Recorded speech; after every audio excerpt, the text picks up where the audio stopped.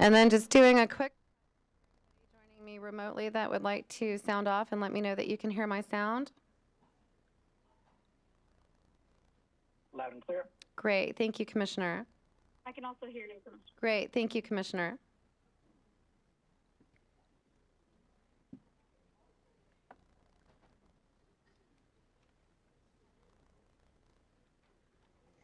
SCCTV?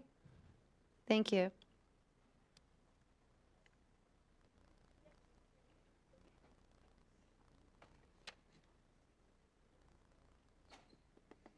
How you doing, boss? The mountain's a lot. Nice. Way up there. That's great. Yeah.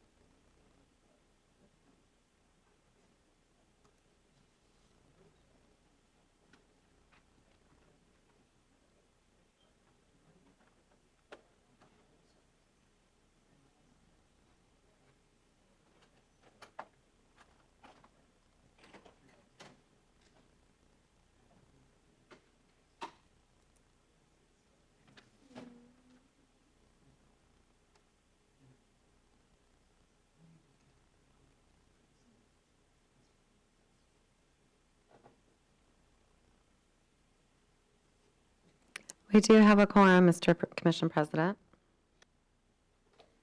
All right. Ready when you are, Clerk? Yeah. This is Commission President Ryan Calkins reconvening the regular meeting of May 26, 2026. The time is 12:05 p.m. We're meeting in person today at the SEA Conference Center and virtually on Microsoft Teams. Clerk Hart, please call the roll of all commissioners in attendance. Thank you. Beginning with Commissioner Calkins. Here. Thank you. Commissioner Cho. Present. Thank you. Commissioner Felleman. Present. Thank you. Commissioner Hasagawa. Present. Thank you. And Commissioner Mohammed. Present. Thank you so much. You do have a quorum. Thanks. All votes today will be taken by the roll call method or by general consent, so it is clear for anyone participating virtually how votes are cast. Commissioners will say aye or nay when their name is called. We are meeting on the ancestral lands and waters of the Coast Salish people, with whom we share a commitment to steward these natural resources for future generations. This meeting is being digitally recorded and may be viewed or heard at any time on the Port's website and may be rebroadcast by King County Television. Please stand and join me for the Pledge of Allegiance. I pledge allegiance to the flag of the United States of America and to the republic for which it stands, one nation, under God, indivisible, with liberty and justice for all. The first item of business today is approval of the agenda. As a reminder, if a commissioner wishes to make a general comment for or against an item on the consent agenda, it is not necessary to pull the item from consent. Rather, a commissioner may offer general supporting or opposing comments later in the meeting. However, it is appropriate at this time if a commissioner wants to ask questions of staff or wishes to have a dialogue on a consent agenda item to request the item be pulled for separate discussion. Are there any items to be pulled from the consent agenda or any motions to rearrange the orders of the day? I'm paying attention online here too. Go ahead, Commissioner Fellman. I seek a brief conversation on item 8D without pulling it. Without pulling it? Did I hear you correctly? Right, just to ask a question. Okay. And so Clerk Hart, he can raise that question when we get to the consent agenda. Is that correct? If Commissioner Fellman has a question to ask, we should pull it. If he just wants to comment about it, then we don't have to pull it. But if we want staff at the table to answer a question, then we do need to pull 8D. How would you like to handle that, Commissioner Fellman? I'll just make a statement. I'm sorry. I'll just Okay. make a statement. All right, and we will do that right before the consent agenda. Okay, any other motions to rearrange orders today or items to be pulled from consent agenda? Okay, Commissioners, the question is now on approval of the agenda. Is there a motion to approve the agenda as presented? So moved. I'll second. The motion has been made and seconded. Is there any objection to approval of the agenda as presented? Hearing none, the agenda is approved as presented. Next on the agenda is the Executive Director's report. Executive Director Metrick, you have the floor. Thank you, President Calkins. Good afternoon, Commissioners. Before we begin today's business, I want to reflect on Memorial Day, which our nation just honored yesterday. Memorial Day is a solemn reminder to our nation to pause and remember and honor those who gave their lives in service to our nation, and to recognize the families who carry their memory forward. I hope yours was all a meaningful one. Tomorrow, here at the Port of Seattle, we will hold a Memorial Day observance at Pier 69 to reflect together on those that made the ultimate sacrifice. I encourage staff and community members to join if they are able. Of course, Memorial Day is also a travel milestone, and for those that have been on site at our airport or seaport, you have seen the activity firsthand. I appreciate the staff who were on duty over the long weekend, keeping our airport and seaport safe, secure, and operating smoothly. It's been a month since our last meeting, and we have quite a few major milestones that we have reached, so I appreciate your patience as I share some updates on those operations and some highlights. Starting with Maritime, Seattle welcomed 2 brand-new cruise brands to our home port fleet this season. MSC Cruises made its maiden Seattle call on May 11th with the MSC Poesia, beginning the company's first-ever Alaska season from Pier 91. Virgin Voyages' Brilliant Lady followed with its maiden voyage on May 21st, introducing an adult-only itineraries to Alaska from our terminals. Both brands align with our sustainability expectations, including shore power readiness and voluntary environmental commitments, and are expected to draw more international travels and pre-post stays in the region. Thank you, Commissioners, who participated in the welcome events for these 2 new brands. The activity is clear on the waterfront, and it's great to see the sidewalks busy and local restaurants and businesses full. Summer is also a busy season at Seattle-Tacoma International Airport, and we're off to a strong start. Since the Commission last met, Alaska Airlines inaugurated 2 services, including its first European destination to Rome, which was also our airport's first service to this critical destination. Delta Airlines inaugurated new nonstop flights, including the first ever service to Barcelona, Spain from Seattle-Tacoma International Airport, and the second service to Rome. We have now welcomed 6 new international services this year at SEA. We also have important facilities milestones approaching. Since we last met, significant progress has been made on the construction of the Sea Concourse expansion, which we are pleased to announce will open to the public next month. Our teams are pushing hard to open this incredible space before FIFA, and we are so proud that they are on track. We are planning a media reveal for June 10th, and it will be really eye-opening when people see how big the facility and how capable it is. Stay tuned for the public opening date, which will be announced very soon.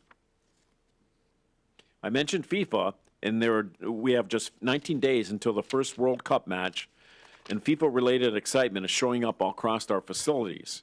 We have our countdown clocks in the airport and in lobby areas.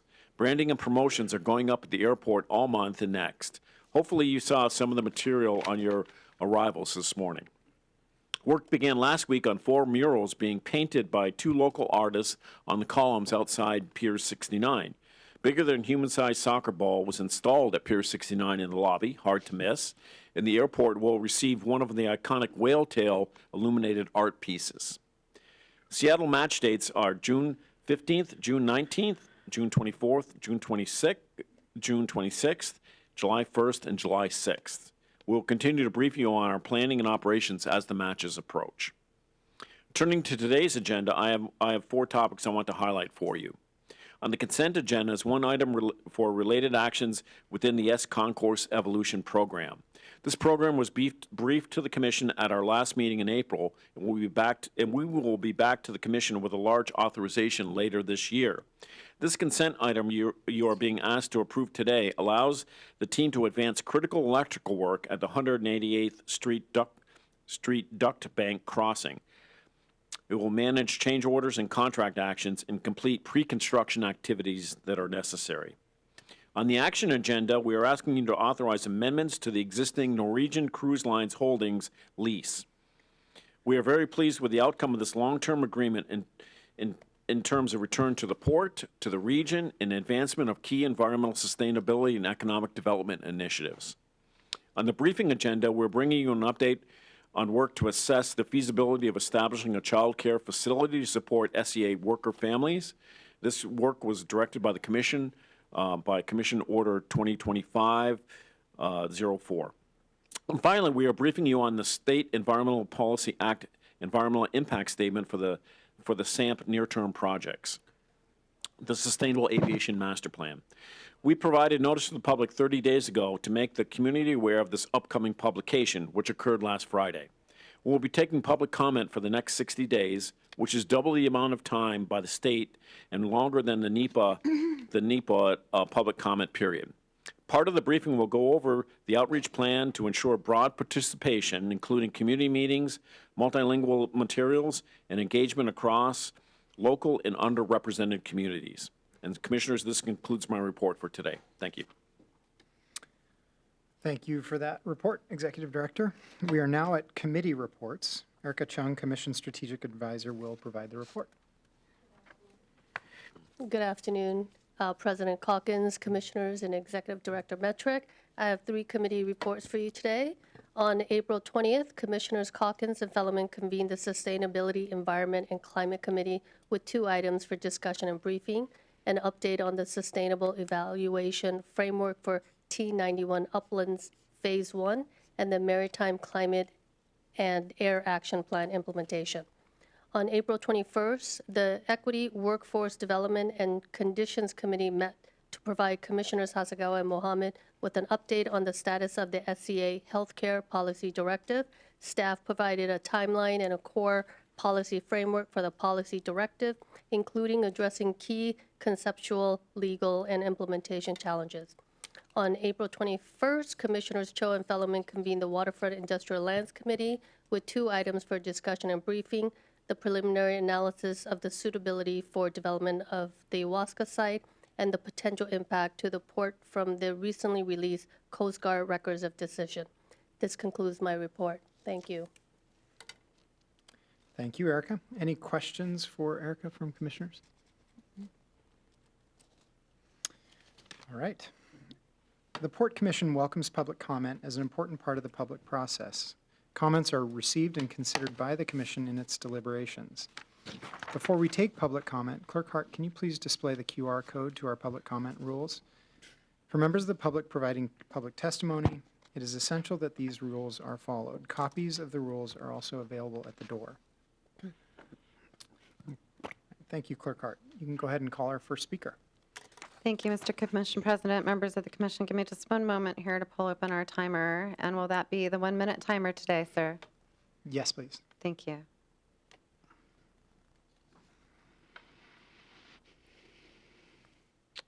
Oh, hang on just a minute. Let me do that again.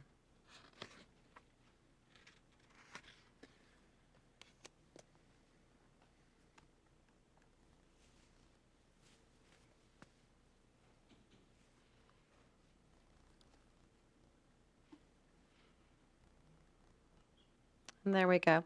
We'll start virtually today. I will ask each speaker to repeat their name for the record and their agenda item or topic related to the conduct of port business. And after they go through that process, I will then start the timer. So we will begin virtually with Councilmember Joe Vinson.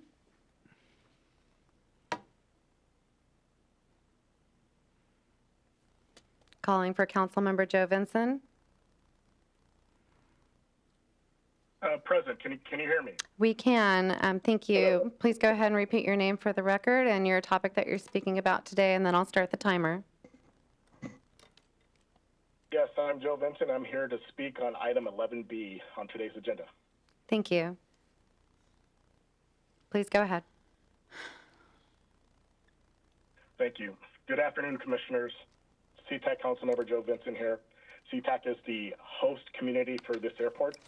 I'm here today to talk about item 11B, and I want to talk about whether the public has a fair shot at reading this document and commenting on it. I have three quick asks. First, the timeline. On May 18th, the cities of Sea-Tac, Beering, and Des Moines asked the port for a 90-day comment period. On May 21st, the port said no. The next day, Friday of the Memorial Day weekend, the document dropped. More than 6,500 pages across 24 documents.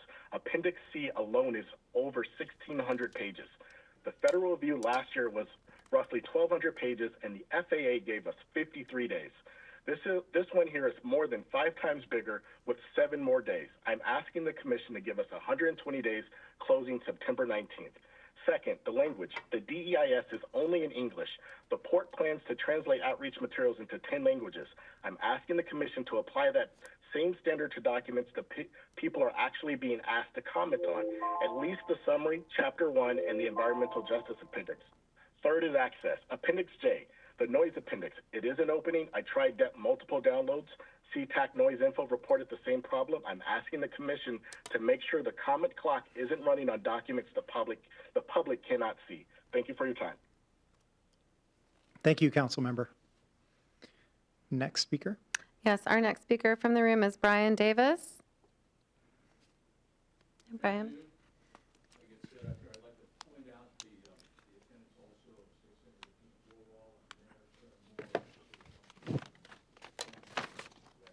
Thank you. Please go ahead and make that green right in front of you, sir.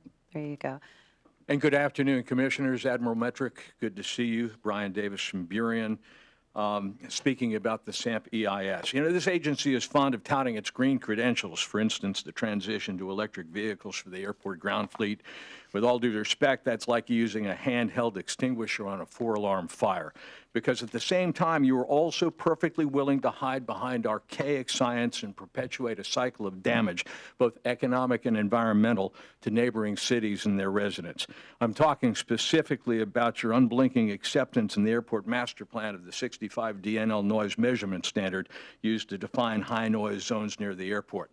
The federal government adopted 65 DNL in 1979, nearly 50 years ago. We have learned much since then about how noise affects people's physical and mental well-being, and 65 DNL does not cut it. The World Health Organization now defines high noise as anything above 40 decibels. We also know, according to current acoustics science, that frequency matters, and we're talking here under this SAMP of going to 1,500 takeoffs and landings every day. I go back to something that I heard Commissioner Mohammed say at an event in Burien last fall. It's time we look at port authorities not just as engines of commerce, but as guardians of equity, transparency, community well-being, and community health. I fear today that we are a long way from that place. Thank you. Thank you, Councilmember. Clerk, next speaker. Yes, moving to virtually to Randy Fiertz. Randy, please go ahead and repeat your name for the record and your agenda item that you're speaking on today, and then I'll start the timer. Okay. Good afternoon. My name is Randy Fiertz. I'm speaking in support of staff. Thank you. Please proceed. Thank you. I am the airline chair for the Airline Airport Affairs Committee, and as such, I am representing all 54 airlines that operate at SEA. As chair, I am coordinating a unified letter of support for the Sustainable Airport Master Plan from all airlines, demonstrating our shared commitment to this vital initiative. It's rare for airlines to agree on much, but on SAMP, we're united. That alone speaks volumes about its importance. Why does this matter? SAMP projects are essential for the region's needs. In 2014, SEA served 37 million passengers. By 2025, almost 53 million. Our region is growing and the airport must keep pace. SAMP is the only way to meaningfully meet the needs of the traveling public. Without it, service to travelers will decline, opportunities for local jobs and economic development for the surrounding communities will be stifled, and the port will be unable to meet its Century Agenda goals. Ultimately, SAMP is about supporting our region's economy and future. Thank you for your time and support. Together, we can ensure SEA remains a driver of growth and opportunity for all. Thank you, Mr. Pearce. Clerk Hart, next speaker. Yes, moving back to the room, Kelly Coughlin.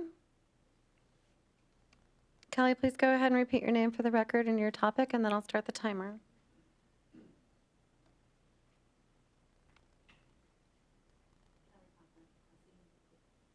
Perfect. Sorry, I thought it said green. Kelly Coughlin, Coughlan, from talking about the expansion from Snoqualmie Regional Valley Regional Chamber. In today's economy, connectivity is essential. Businesses depend on reliable access to customers, employees, vendors, visitors, and new markets. For the Snow Valley Regional Chamber, Seattle-Tacoma International Airport is more than a transportation hub. It is a critical economic driver for communities across King County and the Puget Sound region. For Snoqualmie Valley, this matters. Our hotels, restaurants, farms, trails, events, and small businesses all benefit when visitors and business partners can easily access our region. SEA also supports employers who rely on strong connections to customers, workforce, and regional partners. As passenger demand continues to grow, our region must be prepared. The question is whether we will meet the growth with a safe, efficient, and world-class airport experience or face more congestion, delays, and missed opportunities. That is why the Chamber supports the Port Seattle's proposal for a second terminal, additional gates, improved road access, more curbside capacity, expand parking, and more TSA checkpoints are important investment in our region's future. SEA expansion strengthens connectivity, supports tourism, improves mobility, and helps ensure long-term economic success for business and community throughout our region. Thank you, Ms. Coughlin. Clerk Hart, next speaker. Thank you. Moving back to our virtual speakers and Mackenzie Chase. Mackenzie, please go ahead and repeat your name for the record and your agenda item, and then I'll start the timer. Hello, Mackenzie Chase, here on behalf of Expedia Group to speak on the Sustainable Airport Master Plan. Thank you. Please proceed. Good afternoon. The Seattle-Tacoma International Airport is critical to Expedia Group as both a Seattle headquartered company and a travel company that helps travelers book trips around the world, including to our hometown. We're your neighbors on the north end of Elliott Bay, and we have thousands of employees who live and work in the region. We also have employees around the world, making the Seattle-Tacoma International Airport critical to our business's success. Millions of Expedia's travelers begin or end their journey at SEA, making it the front door to our hometown. Expedia strongly supports the port's continued investment in SEA through the Sustainable Airport Master Plan and upgraded projects. SEA currently handles 53 million passengers a year, and that's projected to grow by 4 million within the decade. We believe the proposal to build a second terminal is exactly the kind of investment that keeps regions like ours competitive. Without continued investment, we risk limiting growth and opportunity for the region. I want to thank the Commission for its leadership, and we are excited for the future. Thank you, Ms. Chase. Clerk Hart, next speaker. Thank you. Our next speaker from the room is Jeff Harborough. Please go ahead and repeat your name for the record, Jeff, and your topic, and then I'll start the timer. Jeff Harbaugh, 11B. My name is Jeff Harbaugh. I'm in my third term as a member of the Burien Airport Committee and at least my second term as a community representative to start. Last fall, the SAMP found no significant impacts requiring any action regarding noise or particle pollution from airport expansion. Last Friday, we got the same result from SEPA. These are administrative procedures, and the outcome was expected. That doesn't mean that the port's projected 30+% growth in operations over 10 years will have no negative impact on the citizens of the surrounding cities. I know that because I have stated at START meetings that there would be significant impacts, and I've never gotten any pushback from the Port Start participants. Do any of you believe that there'll be no significant impact on noise and health issues as a result of this expansion over 10 years? I'd love to hear from you if you do. Much of the SAMP is a regurgitation. Much of the SEPA is a regurgitation of the SAMP. It'd be helpful if you could instruct the port to provide the community with an annotated copy of the SEP identifying additions, deletions, and changes. If you could do it quickly, please, that would be nice. We've only got 60 days, and I guess 56, actually. Thank you for your time. Thank you, Mr. Harbaugh. Clerk Hart, next speaker. Thank you. Moving back to our virtual speakers, I have Ben Brookman. Ben, please go ahead and repeat your name for the record and your topic, and then I'll start the timer. Thank you. My name is Ben Brookman. I'm here to speak on the Sustainable Airport Master Plan. Thank you. Please proceed. Good afternoon, Commissioners. I'm the Vice President of Real Estate and Airport Affairs for Alaska Airlines, and I am here to reaffirm Alaska's support for advancing the port's Sustainable Airport Master Plan at SEA. As SEA's largest carrier by flights and by passengers, Alaska is deeply invested in the airport's long-term success. We support bold, timely infrastructure investments to meet the growing regional demand. Our continued growth, including our combination with Hawaiian Airlines, is expanding opportunities for travelers through our hometown hub. We're adding new global destinations with our new fuel-efficient wide-body aircraft like the 787 Dreamliner, and we recently began service to Rome and London, and we'll start service to Reykjavik later this week. By 2030, we plan to operate at least 12 intercontinental routes from SEA. As demand grows, SEA must remain efficient, sustainable, and capable of serving the travelers, communities, and the regional economy that depend on it. SAMP is essential to achieving that future. Alaska and the port have a strong track record of partnership on major capital projects, including recently completed SEA Gateway project, which opened earlier this year and is transforming the guest experience in our lobby. A key element of SAMP, the proposed second terminal with secure connection to the end concourse, is a critical investment. The new terminal will expand capacity, reduce aircraft congestion, and improve the passenger experience. We support this vision and appreciate the port's collaboration. Thank you. Thank you, Mr. Brookman. Clerk Hart, next speaker. Thank you. Our next speaker virtually is Eric Fitch. Eric, please go ahead and repeat your name for the record and your agenda item, and then I'll start the timer. Thank you. I'm Eric Fitch. I'm the Executive Director of the Washington Public Ports Association. I'm speaking to Agenda Item 11B. Please go ahead. Thank you. I am Eric Fitch. I'm the Executive Director at the Washington Public Ports Association here on behalf of our 75 member ports. Washington's public ports are independent, special purpose governments charged by the legislature upon their creation with operating transportation facilities to promote commerce. At our core, our ports share a simple mission, providing transportation options to the people of Washington, operating facilities like marine terminals, marinas, railroads, and airports. The airports my members operate are not luxury facilities. They are essential public facilities where Washingtonians go to travel, to see loved ones, to connect with friends in faraway places, and access medical care and travel for work. They create jobs in their communities, and they facilitate commerce and the flow of goods. My members who operate commercial airports and the communities they represent see every day the impact of congestions at our state's primary commercial service airport. We have been engaged with Olympia discussions in the legislature around the site of a future commercial service facility and have members on the Commercial Aviation Work Group. My members are investing now to serve the demand they see at their facilities, but it is clear that the demand will continue and cannot be met at SEA alone. The recently published Washington Aviation Systems Plan confirms what we already see. Existing facilities cannot accommodate all unconstrained demand, so investments like you're considering today must go forward. We urge you to consider them and advance them, and thank you for your time. Thank you, Mr. Fitch. Clerk Hart, next speaker. Thank you. From the room, Erica Horde.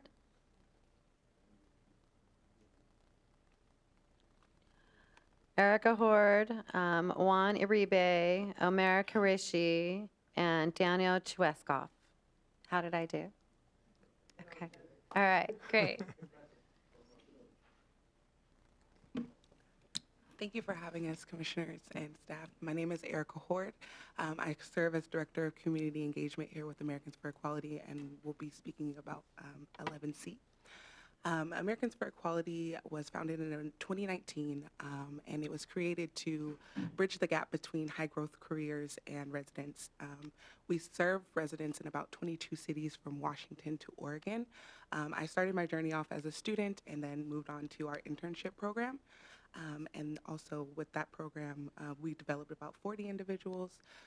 We have 3 core programs, one that helps with resume writing and helping with getting jobs, and our second program is more of our professional and technical skills education program.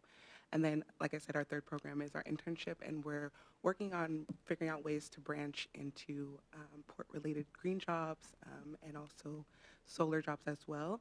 And thank you guys so much for your time and for allowing me to speak. And Okay, and then we'll go to, well, whoever wants to speak next.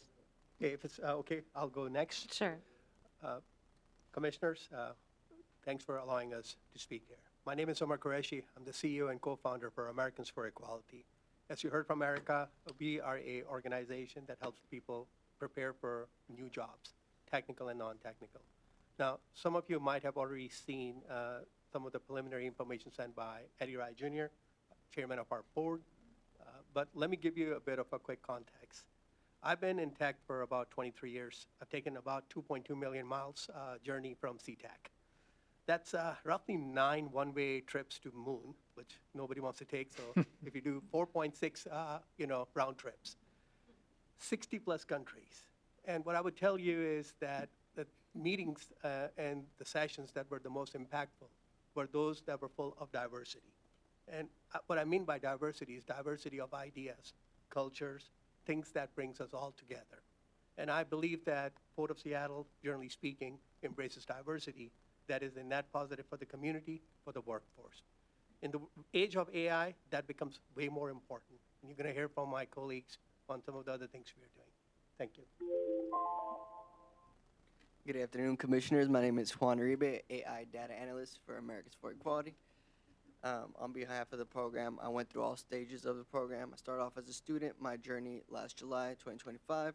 Went through a 12-week program, just joined to go ahead and get some introductory level on the buzzing topics right now, such as AI, data analytics, and cybersecurity. What I found in this program that I haven't been able to find anywhere, even in the University of Washington, is being full of a room of people of color inspired to uplift one another, not only in their 9-to-5 jobs, but being able to take hold of those abilities and skills that we learn and take it back to our communities back home, uplifting individuals of all ages.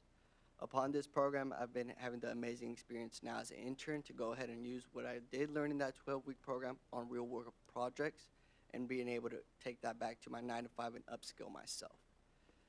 Sea-Tac is a gateway to a lot of individuals coming into Washington State, and I am more than happy to go ahead and expand this program to Sea-Tac community, which I know a lot of individuals and residents will only be able to positively impact themselves from. So thank you guys for your time today and hearing me and my team today.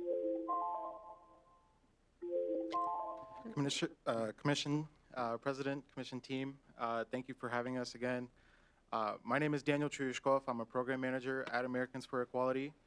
And to give you an idea, I've started this internship program about 3 months ago. I've been able to hone down skills that I've never had before. I started my journey as a chef with my parents owning a catering company, and trying to learn and develop skills with them it was really hard when I was learning a lot by myself. And now I'm able to take a lot of these skills and especially even teach my father these things, teach my sister these things, and really see how much of an impact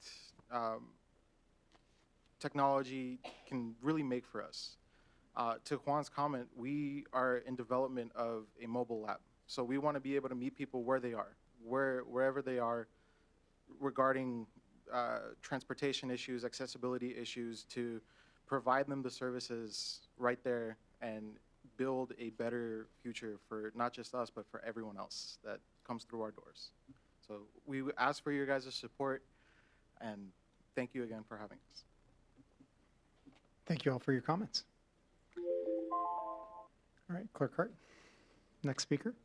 Thank you. Just one moment. I want to do a sound check on the microphones. Can everybody hear the speakers virtually? Anyone joining us virtually? Yes. Wonderful. Thank you. Thank you for that confirmation. Our next speaker from the room is Karen Valoria.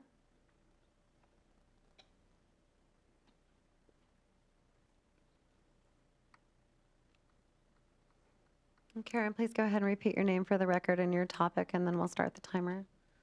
Karen Valoria, this is regarding the SAMP. Thank you. Thank you for having me, Port Commissioners. My name is Karen Valoria. I'm a member of the Burien Airport Committee. I'm the Burien Community Representative for the START Committee. I'm a member of the Sea-Tac Community Coalition for Justice. I'm newly retired after a 34 career with Seattle King County Public Health, and I'm a longtime resident of the Boulevard Park area in Burien.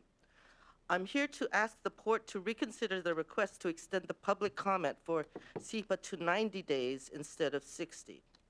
This review is so large and complex, it's hard for the average person to understand. 60 days is just not enough time for the city's residents and community groups to analyze and discuss, especially as it comes to the same time during the World Cup activities. Our communities already see, hear, and smell the consequences of living close by a major airport. Our children have more incidents of asthma. Our neighborhoods are being rezoned. The Port has promised community engagement with multilingual access. 90 days should give you more time to fulfill that. Please reconsider my request. Thank you. Thank you, Ms. Valoria. Clerk Hart, next speaker. Yes, our next speaker from the room is Sonia Forrester. Hi, Sonia. Please go ahead and repeat your name for the record and your topic, and then I'll start the timer. Good afternoon. My name is Sonia Forster. I'm Seattle District Manager for the Associated General Contractors of Washington, and I'm speaking on the Sustainable Airport Master Plan. Thank you. AGC represents contractors, specialty construction firms, and their skilled employees that build and maintain critical infrastructure at SEA. Our members have direct experience working with the airport's operational constraints and understand the complexity of delivering projects in an active environment.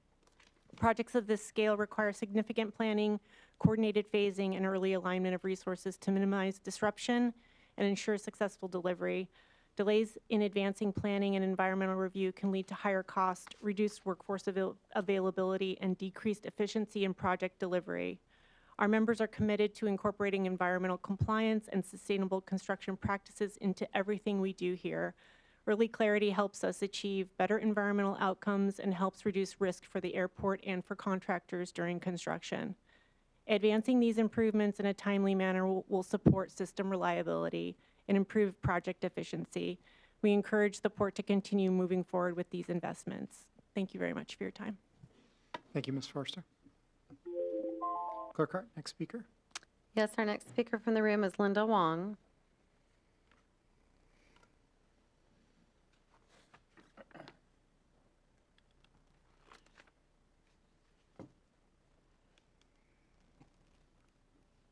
Please go ahead. Linda Wong, speaking to the SAMP comment extension. Good afternoon, Commissioners. My name is Linda Wong, and I am asking you to extend the SEPA public comment period to 90 days. This is a basic fairness request, not a delay tactic. This review is high stakes for the lives and future of people in airport-impacted communities. These decisions affect community health, housing stability, traffic, and whether families can stay and thrive in the neighborhoods where they have built their lives. Impacted communities need enough time to read, discuss, translate, and respond to materials of this size and complexity. Your own SEPA materials emphasize clear, public, translated, and easy to understand information. And they say that community voices should shape real decisions, not just be collected during the comment period. The cities of Burien, Des Moines, and Sea-Tac also formally requested a 90-day comment period, saying 60 days is not enough, to review a draft EIS of the scope, technical complexity, and consequence. The extension is in your power to grant. Nothing I found in the Washington Administrative Code prevents this. A public process is not meaningful if the people most affected do not have a real chance to participate.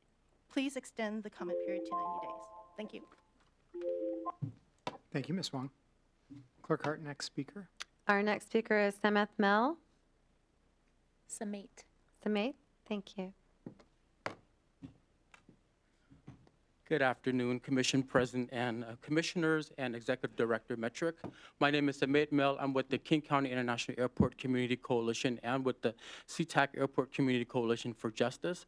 I'm here to basically say that we do feel like we do want to urge you all to expand and extend the comment period for SEPA from 60 to 90 days. I see this as a class and race issue because as you look around this room here, we're all privileged to be in this room, in this space. There are people who cannot make it here because they have 9-to-5 jobs and have other barriers. And we want to make sure that we provide time and space to reach those who do not have that privilege to just get in the space and access the information, as you've heard from my other colleagues and community members. So we just want to ask to make sure that that space is going to be inclusive, as you all have worked towards inclusivity, and we want to make sure that voices from everywhere in the region is included in the comments for SEPA. So I urge you all to really reconsider and extend that comment period from 60 to 90 days. Thank you so much. Thank you, Mr. Mel. Clerk Hart, next speaker. Thank you. Our next speaker is Barbara McMichael. Barbara, please go ahead and repeat your name for the record and your topic, and then I'll start the timer.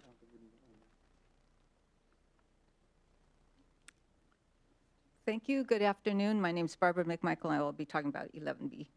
I had the pleasure of doing an airfield tour sometime in the last several months, and I was pretty dazzled by the green initiatives that are taking place here at the airport. It was a privilege to take the tour, and I learned a lot.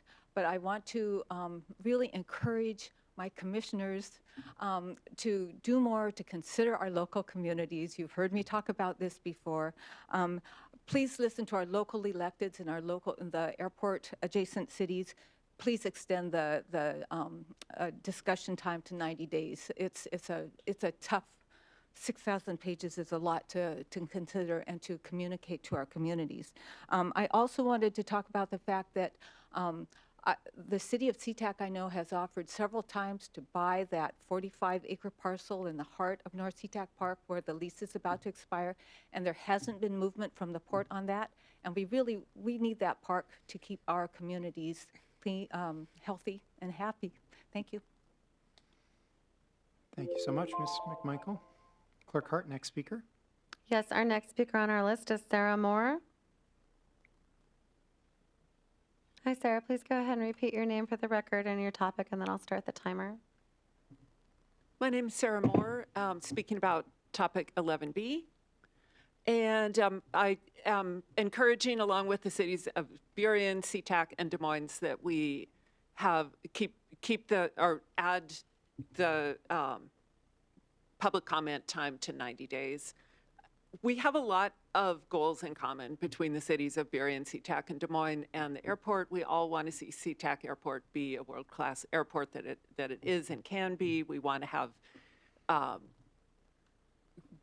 we want the prosperity that comes with that. But as the faces that go to the grocery store and speak with the community members, I've had people ask me to read the SAMP with them so that they can understand it better. I've had people ask for help preparing statements about it, help preparing questions. It is a dense, complicated topic that intersects with the end of the school year, graduation, holidays, busy summer plans that people are making. People want to give public comment. People are eager to share their concerns, their questions, and get things answered and addressed, and live in a clean, healthy, safe environment. So please give us the time to make that happen.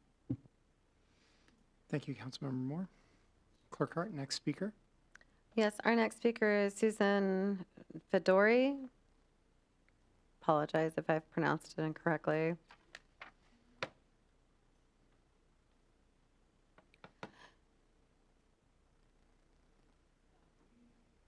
Is that green? The light there, is that green? Okay, there you go. Oh, gotcha. My name is Susan Fedora. I'm here to offer comments related to item 11B.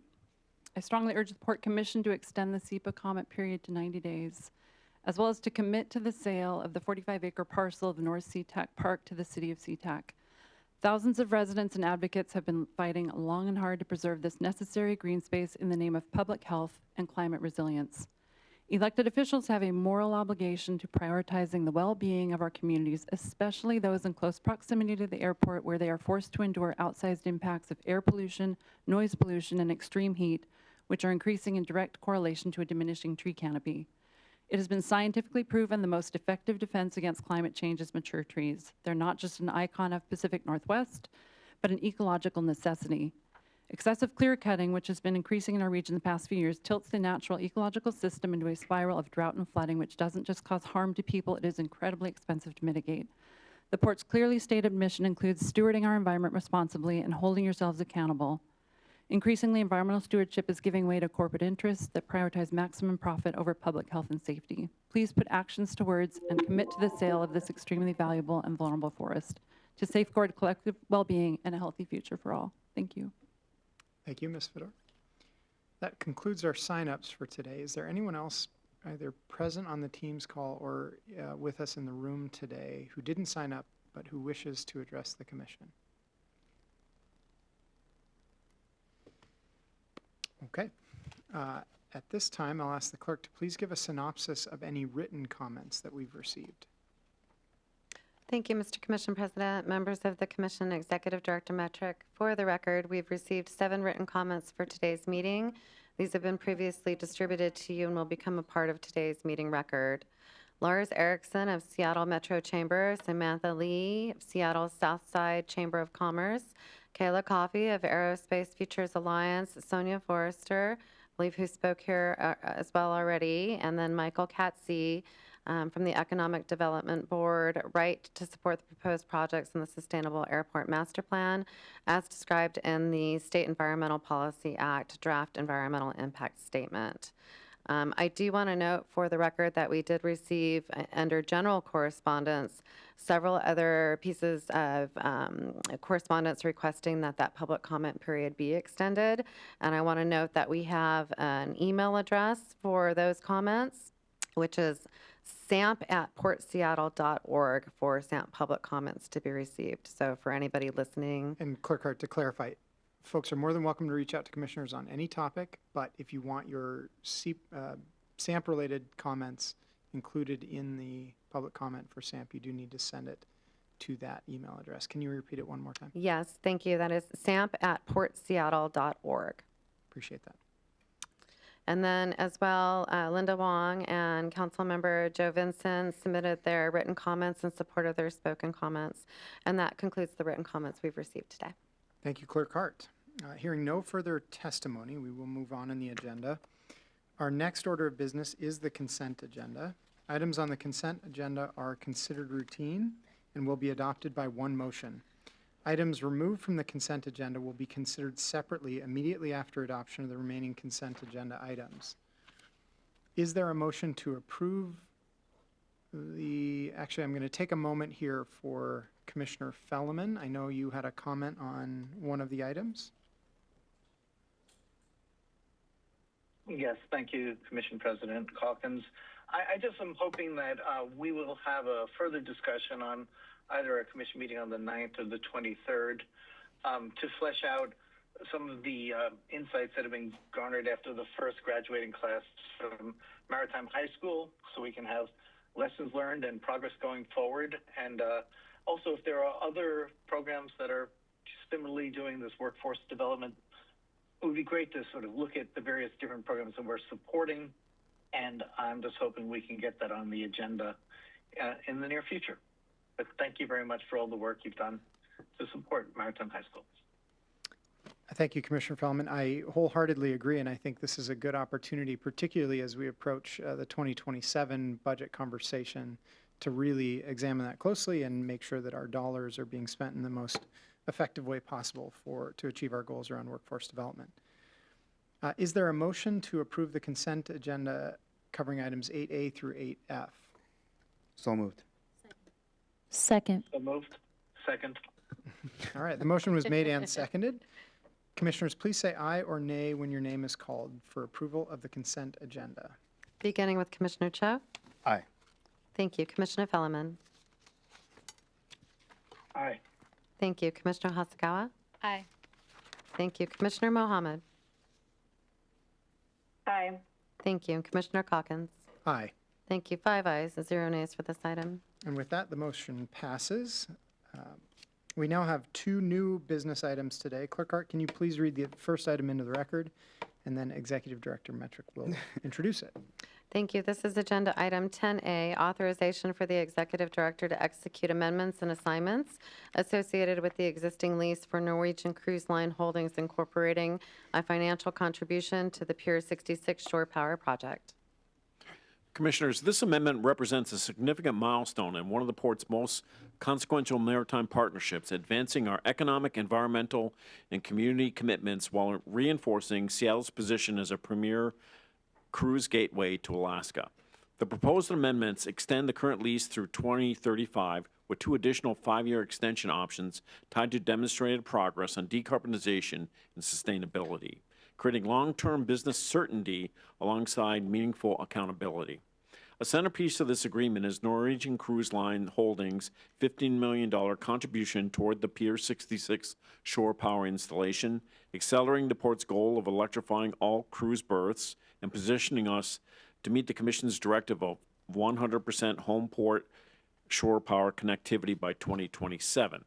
The agreement also establishes ambitious environmental commitments, continued participation in the underwater noise reduction programs, and collaboration on long-term decarbonization pathways. The amendments also reflect the port's commitment to equity and community impact, with provisions supporting workforce development, educational ship engagements, small and disadvantaged business participation, and anti-human trafficking efforts. Taken together, these amendments demonstrate how the port can use long-term business agreements to generate measurable economic value, accelerate environmental leadership, and strengthen community benefit, all through a single strategically aligned partnership. So presenting this afternoon is Linda Springman, Director of Cruise Business and LA Bay Operations. Linda. Thank you, Executive Director Metric. Commissioners, thank you. I'm here today to ask for authorization to execute an amendment and assignment to the current Norwegian Cruise Line's lease. To begin, slide 3 at this point. To begin, just as an overview, that at the port we have a number of ways to engage with our customers. Our tariff, which provides rates and regulations around use of our facilities. Preferential berthing agreements, which are multi-year and providing berthing rights in exchange for guarantees and allow the ability to add other non-financial elements into the agreement. And then third, leases, in addition to multi-year guarantees, can include unique terms, including, in this case, operation of the facility at Pier 66. Next slide. Our strategy with long-term agreements and leases is to use them to partner on a path to zero carbon emissions and other environmental benefits, broadening economic impact while strengthening our own financial outlook long-term, which in turn supports infrastructure agreements. And as a reminder, Norwegian Cruise Line was the first line to commit to cruise home port operations in Seattle more than 25 years ago. Next slide. The specifics of this amendment and assignment provide long-term financial certainty and economic predictability for the port, in addition to contributing financially towards shore power at Pier 66. It provides environmental commitments to connecting to shore power, piloting a non-fossil fuel by 2028 in our harbor, sharing data to support transparency and emissions accounting, and equity elements such as support of community organizations, including ship tours and supporting anti-human trafficking programs, of which they are already a signer on the port's effort. Next slide. The specific terms of this agreement, beyond the current 15-year lease that runs through 2030 in its current form, with one 5-year option, include the immediate extension of the 5-year option, taking them through 2035. It also adds 2 5-year options to extend at mutual consent. It includes the $15 million contribution to shore power infrastructure, and it has a minimum annual guarantee of 325,000 revenue passengers per year. In addition to that, it adjusts the financials so that passenger and dockage fees are capped at 4.5% annual increase, and that baseline is reset to 90% of tariff each 5 years beginning with 2030, so we don't get too far off of the port tariff numbers. Next slide. The financial return to the port is significant. It's estimated to be $194.4 million over the initial 10 years, the remaining into 2030 plus the 5-year extension. So $194 million over that first 10-year term, and then that assumes the current ships and occupancies. But it has a floor, a guarantee of $116 million should their numbers decrease for some economic reason. If both options are exercised, the estimated revenue is $516 million, or $316 million at minimum guarantee. And as a reminder, both of the 5-year options are at the port's discretion with explicit consideration around sustainability and greenhouse gas reduction performance. Next slide. Regarding the greenhouse gas reduction pathway, the 3 NCL ships and the 1 Oceana ship are currently connecting to shore power ahead of the 2027 order. They have committed to the participation in port emissions inventory and providing data regarding fuel use to add to our dashboard. Next slide. In addition, they've committed to piloting a non-fossil fuel by the end of the 2028 season. As a company, they are striving to reduce greenhouse gas intensity by 25% by 2030 from a 2019 baseline and strive to reduce total greenhouse gas emissions across their global fleet over this same time. Next slide. Other environmental elements, they are signers onto the Ecology MOU, and they continue to adhere to the stormwater best management practices, participate in quiet sound, and will incentivize use of low-emission shoreside equipment. Next slide. Beyond the environmental efforts, they have committed to a responsible sourcing effort to promote a variety of underrepresented groups toward increasing economic impact for small, WIMBY, and tribal businesses. They will participate in community initiatives through in-kind and/or cash donations regionally to support low-income and/or minority communities in the local area. This could mean workforce development, ship tours, or similar. And I know there is a partnership they're working on right now that I can't announce for them, but hopefully they can announce very soon. Next slide. Again, I mentioned that their data will contribute to building out our cruise dashboard by providing elements related to shore power, fuel, emission reduction technologies, and innovations by vessel, to name a few. Next slide. And finally, this agreement supports a number of our Century Agenda goals around economic growth of the region, being the greenest port in North America, being a model for equity, diversity, and inclusion, and being a highly effective public agency. Next slide. I would request your approval for Executive Director Metric to execute this amendment to extend the lease per the outlined terms, as well as the assignment, which has been fully vetted by our finance team, and it changes the signer from Norwegian Cruise Line Holdings to instead name each of the 3 individual cruise brands: NCL Bahamas Limited, Oceana Cruises Limited, and 7 Seas Cruises Limited. Thank you, and I'll open it up for questions. All right, commissioners, are there any questions for staff at this time? Commissioner Cho? No, I mean, I just really wanted to thank Linda, you, and the entire team for being able to bring this to us with some really, what I would say, are industry-leading provisions in the contract, especially when it comes to some of the environmental sustainability with things we'd like to see, the human trafficking work, and whatnot.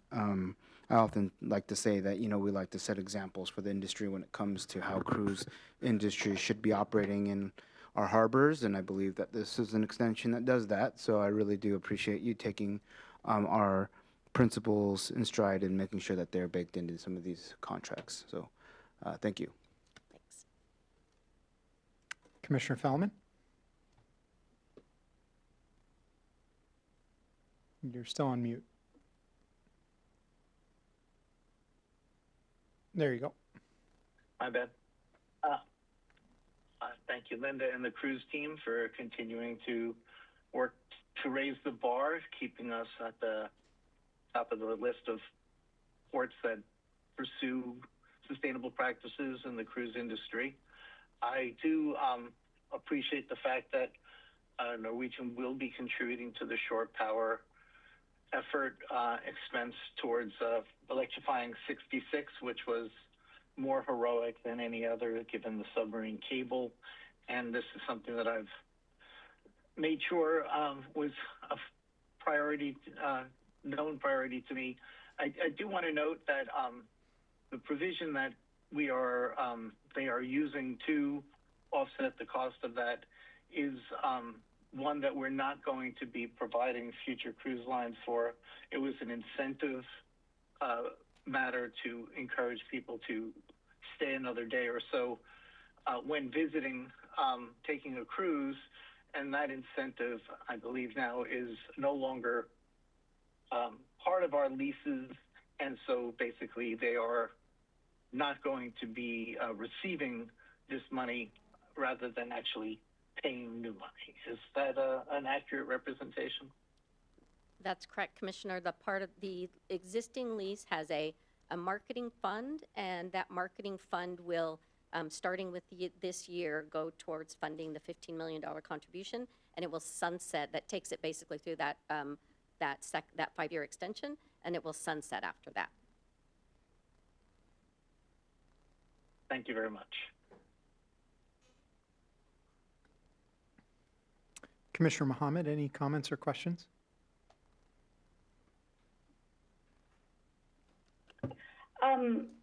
I'll make a quick comment since you called on me.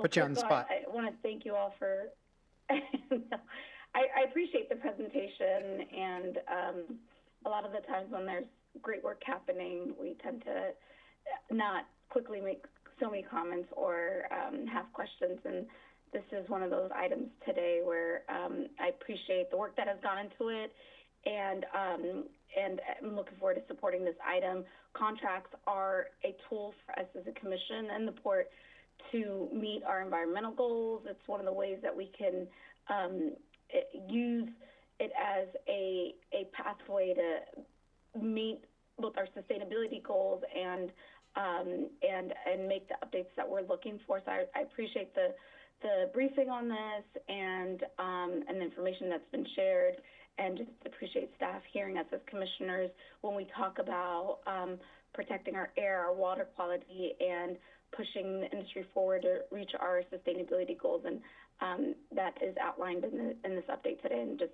appreciate it. Thanks. Commissioner Fellman, go ahead.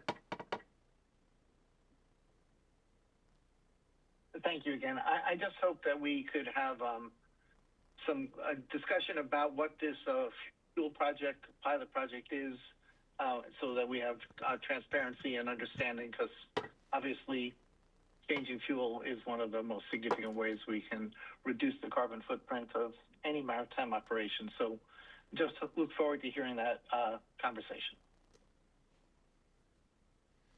And my comment pertains to some of the foundational work that Linda, you and Sandy, you have done in setting up, and also Stephanie Jones-Stebbins, who I don't know, oh, there she is, have done to set up these lease negotiations.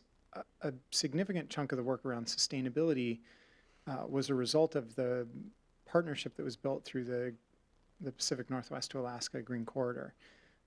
That often and regular engagement that our team has with not only the cruise lines, but with CLIA, with other ports, I think has surfaced a number of priorities that we may not necessarily have been aware of had we just been trying to do this on our own.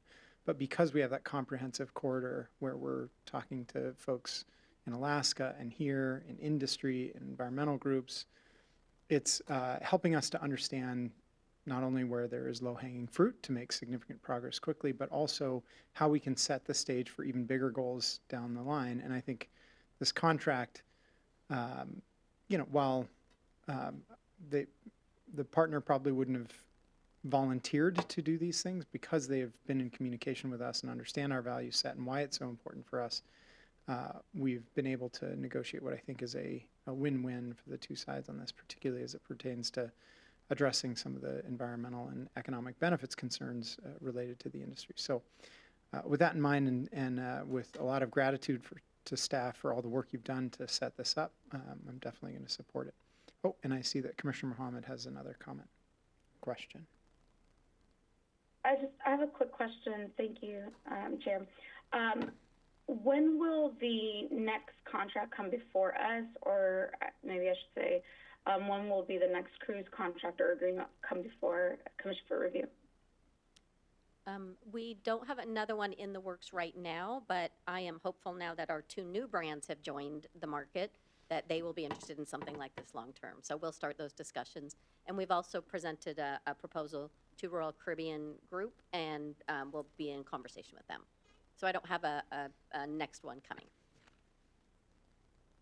Okay, great. Thanks, that's helpful, just timeline-wise. And then my other question would be around, are any of the environmental standards or performance measures that are in this lease going to be adopted as like a template for future leases? Absolutely. Yeah, I think you'll notice that the elements of this agreement are very similar to what you saw in the Carnival agreement in 2024, and we hope to continue to include those and continue to push the limit a little bit. Continuous improvement. That's really helpful. Really helpful. Thank you. All right. Hearing no further questions for this item, is there a motion and a second to approve it? So moved. Second. This motion was made and seconded. Commissioners, is there any further discussion or debate on this item? All right. Clerk Hart, can you please call the roll for the vote? Commissioners, please say aye or nay when your name is called. Thank you. Beginning with Commissioner Cho. Aye. Thank you, Commissioner Fellman. Aye. Thank you, Commissioner Hasagawa. Aye. Thank you, Commissioner Mohammed. Aye. Thank you, and Commissioner Calkins. Aye. Thank you. 5 ayes, 0 nays for this item. With that, the motion passes. Clerk Hart, please read the next item into the record, and Executive Director Metric will then introduce it. Thank you. This is Agenda Item 10B, authorization for the Executive Director to approve 30% design development for the emergency power scope of work of the main terminal improvement program and the requested amount of $7 million of a total estimated project cost of $350 million. Commissioners, this project is a critical infrastructure investment in safety, resiliency, and long-term reliability of SEA's main terminal and concourses. The program will provide the emergency power infrastructure necessary to support modern smoke control systems and major terminal modernization efforts, including SEA Gateway and the Sea Concourse expansion. This request advances the project through 30% design, allowing the port to refine scope, cost, and delivery strategies before returning for full construction authorization. The work also supports the port's sustainability and infrastructure renewal goals through significant upgrades to the airport's electrical backbone and emergency power systems. Chris Castleman, Capital Program Leader, will present. Chris. Good afternoon. Good afternoon, Commissioners. As you heard, my name is Christopher Castleman. I'm the Capital Program Leader for the Main Terminal Improvement Program, Emergency Power. Next slide, please.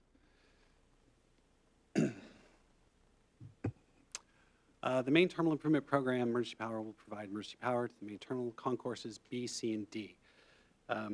This is driven by new additions, age of the existing systems, and future demand. This ultimately will improve the safety of the airport. The Sustainability Framework Tier 1 project is electrical in nature, and due to its emergency use condition is driven pretty exclusively by national electrical code requirements. And we're here to ask for authorization to go to 30% at a cost of $7 million. And then, as you heard, Director Metric will be back to ask for the remaining amount. Next slide. The project will provide 2 3-megawatt generators adjacent to the parking in the southeast corner of the garage, behind the garage, the southernmost helix. Next slide, please. As well as bring in power from the north and south substations just outside the airport. Next slide, please.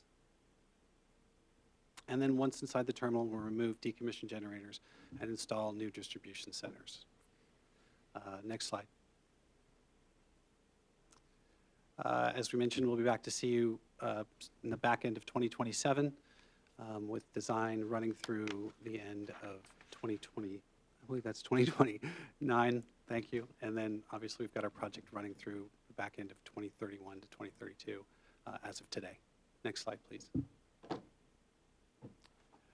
Right now we're planning, and we look forward to moving forward to 30% design. We've still got some stuff to kind of work through and move over to the right toward highly certain.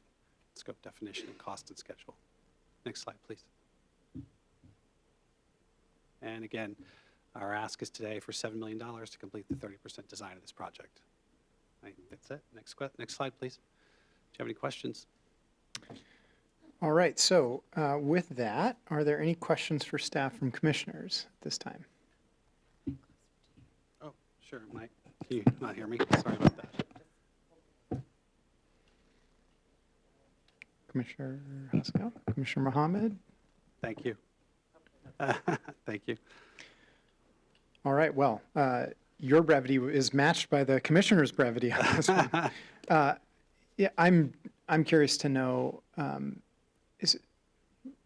this is simply, I shouldn't say simply, this is a project to ensure that our emergency power systems, which only operate when we don't have power provided, say, from the grid, are up to date and working properly. Is that correct? Yes. We're also, big part of it is to ensure that we have enough juice for our smoke control system.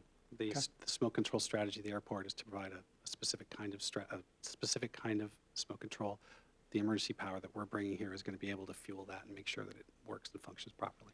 And it runs primarily on backup diesel generators that operate only in the event of an emergency?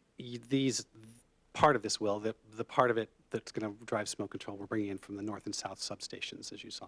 Okay. All right. Well, while expensive, this seems like a very important and necessary project, and so appreciate your bringing it to us for design costs, and we look forward to the full authorization down the road. Executive Director Metric, any further comments before we make a motion? I see Commissioner Fellman has his hand raised. Commissioner Fellman, go ahead. You raised an important question, Commissioner Calkins. If this is a backup system, I'm surprised to hear that we're then relying on the grid. The current system, I mean, it seems to me having backup generators is more, you have a greater independence of more of a catastrophic failure. So could you help me understand what's on the diesel side versus what's on the grid side? Of course. There are three, for today's discussion, there are three types of emergency power we're talking about. The first is 700, which is emergency systems, 701, which is legally required standby, and 702, which is optional. So optional standby systems. So the 700 and the 702 are going to be off of the diesels. The 701 is going to be from the north and south substation. That's going to be the one that provides the smoke control, the juice we need for the smoke control. The essential power, the 700, the egress lighting, the elevators, fire pumps, things like that will come from the generators that we have on the southeast corner of the garage. So, in answer to your question, my question is more like how did you decide one versus the other? Sorry, say again, please. I didn't understand. Why is some on generator versus electrical? Well, first of all, the 701, the legally required, has to be redundant. And the draw on it is going to be so big to fuel our smoke control systems that we can't cover that with just diesel generators. We have to go to we're going to the north substation and the south substation, and those in fact work as the redundancy. So if one goes down, the other picks it up and covers it. So. Thank you. Okay. Any further questions or comments, commissioners? Okay. At this time, I'll entertain a motion to approve the item. So moved. So moved. Commissioner Fellman, you'll be a second on that one. So the motion was made and seconded. Commissioners, is there any further discussion or debate on the item? Hearing none, Clerk Hart, please call the roll. Commissioners, please say aye or nay when your name is called. Thank you. Beginning with Commissioner Cho. Aye. Thank you. Commissioner Fellman. Aye. Thank you. Commissioner Hasagawa. Aye. Thank you. Commissioner Mohammed. Aye. Thank you. And Commissioner Calkins. Aye. Thank you. 5 ayes, 0 nays for this item. And with that, the motion passes. Thank you, Chris, for the presentation. Thank you so much. We are now at presentations and staff reports. Clerk Hart, please read the next item into the record, and we'll have Executive Director Metrick introduce it. Thank you. This is Agenda Item 11A, the SEA Child Care Center Feasibility Study Initial Briefing. Commissioners, following your order earlier this year, staff have been advancing both the SEA Child Care Center feasibility study and the development of a Child Care Navigator program intended to support airport workers and employers. This briefing presents initial findings from the feasibility study, including workforce demand data, operational models, potential partnerships, funding opportunities, and lessons learned from peer airports. The work was developed with EPIC, a national consultancy with direct airport child care experience, including a comparable study at Denver International Airport. The findings reflect extensive engagement with airport workers, employers, child care experts, and peer airports, with the goal of identifying practical, sustainable approaches that strengthen workforce recruitment, retention, and operational resiliency at SEA. Today's discussion is an opportunity for commissioners to provide feedback on the initial findings as staff continue refining the analysis ahead of study completion later this year. Presenters this afternoon are Eric Schinfeld, Senior Manager of Federal and International Government Relations, Steph Idelman, the Chief Impact Officer at EPIC, and Elle Sanderson, Engagement Director at EPIC as well. So with that, Eric, for you to begin. Absolutely. Well, good afternoon, Commissioners. Executive Director Metrick. Again, my name is Eric Schinfeld, Senior Manager of Federal Government Relations, which has nothing to do with today's topic. But really, really pleased to be here today. Like Executive Director Metrick said, a year and a half ago now, actually, February 2025, you passed an order directing staff to do a feasibility study on the potential for a child care center near the airport to serve the needs of airport workers and their children.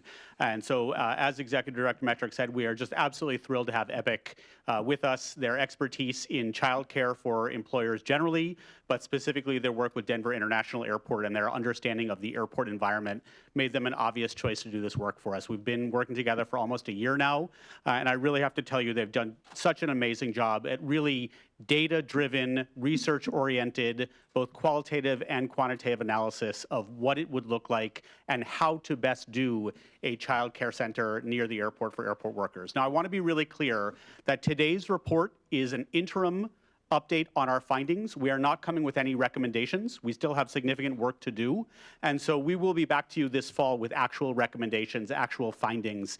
Today is really an opportunity for you as commissioners to, of course, hear an update on where we are, but more importantly, to shape where we finish this process. What are the unanswered questions that you hear today that you have that you want to make sure that we do before we finish this work, questions you want us to make sure we answer. And so we'll really look forward to your feedback on not only what we present, but what we don't present. And that's the opportunity you have here today. I do want to say really quickly that we are, of course, always standing on the shoulders of giants here. I want to give full credit to Julie Collins and the Imagine Institute, who did the initial work that really set up our ability to look into this specific issue. They did the work generally analyzing the need for childcare at the airport and for the workers who work here at the airport. And then specifically all of the many, many, many people who have been working with us. We have an internal steering committee team. We've reached out to a number of external partners at the state, at the local level. I want to call it in particular Rick Duncan, Darlisa Cahoon, Kira Lease, Daniela Haddaf, and Brad Urger, who have just been really fantastic partners in us getting to this point. So again, I will turn things over to EPIC to go through what we have found so far. And again, really looking forward to your feedback and your questions. Elle? I'll just introduce myself really briefly. Steph Idelman from EPIC, the Chief Impact Officer. It's been such a delight to work with you all at the Port of Seattle, and so wonderful that you all are really looking into this critical infrastructure for supporting the airport. And with that, I will turn it over to Elle to take us through the proposal, or the presentation. Awesome. Thanks, Steph. Thanks, Eric. Really excited to be here with you all today. Oh, sorry about that. Really excited to be here and share what we've been working on. I echo Eric's gratitude, both for him, but also for everyone across the airport and beyond that we've been able to work with. So And also thanks in advance. We have a lot of slides that I'm going to go through pretty quickly. So whoever's turning the slides, thank you for doing so. And with that, we'll get started. So if you go to the next slide, here's kind of our plan to talk through today, starting with an overview of what the project has been, what we've learned, and then what different models we have in store and that we've been exploring, and then finally end with some next steps. So if you go to the next slide, as Eric mentioned, this project started when you all realized that childcare challenges were in fact not only impacting the families at the airport, but also the business and the operations of the airport itself. And so through this project and work so far, we've identified that there is an opportunity to address those gaps and those challenges with a childcare center. A huge piece of that is coming to understand what different peer airports are doing and how they've been successful in implementing childcare centers themselves. What we found is that a childcare center is feasible at the airport. It does require significant investment. This can be from the airport. It can also be through a variety of different funding sources and partnerships that we'll talk through as we go. So if you go to the next slide, here's kind of an overview of the main topics we've worked on in the past several months. And as you can see, the biggest piece was gaining a better understanding of what do employees need and what have other airports taught us, and then diving into what does a potential model look like. So going to the next slide, I want to talk through first, what have we learned from other airports? So the next slide will show 4 different airports that have or are about to have a childcare center. And there are a couple of things I want to point out that's consistent across all of them. As you can see in those first 2 columns, the capacity is much smaller than the number of badged employees. So using LA as that example, 90 capacity, 50,000 badged employees. And that's consistent across all of the different examples. And not only is that capacity small, but what they find is the population they're serving, 30% of that capacity is filled with airport employees, while the rest of it is being served by the community, or is serving the community. And then finally, all of the airports are supporting the childcare center through funding, capital funding and operational funding, whether that's through in-kind rent or direct kind of investment. And then when they think through tuition, they're really optimizing for affordability for their employees.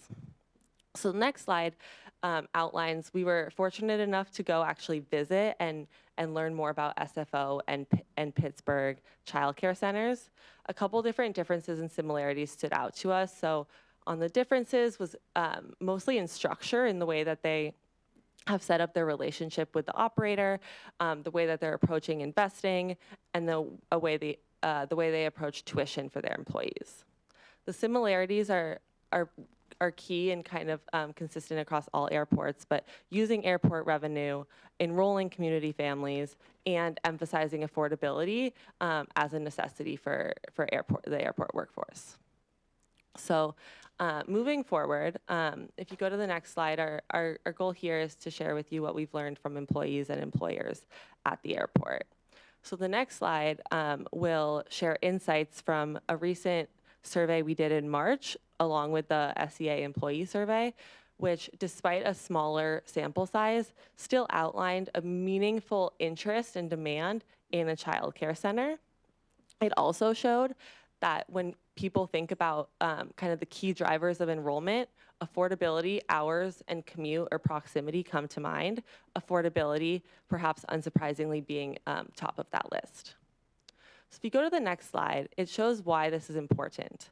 And so 3 years ago, in an employee survey specific for childcare, employees noted that these childcare challenges are impacting their ability to show up to work. They're changing or reducing their work hours, or they're quitting their jobs because of these childcare challenges. No matter how much they love their job and working at the port, they have to say goodbye due to their childcare responsibilities. Not only is this impacting employees and airport families, but if you go to the next slide, businesses also say that having childcare would have a positive impact on their business.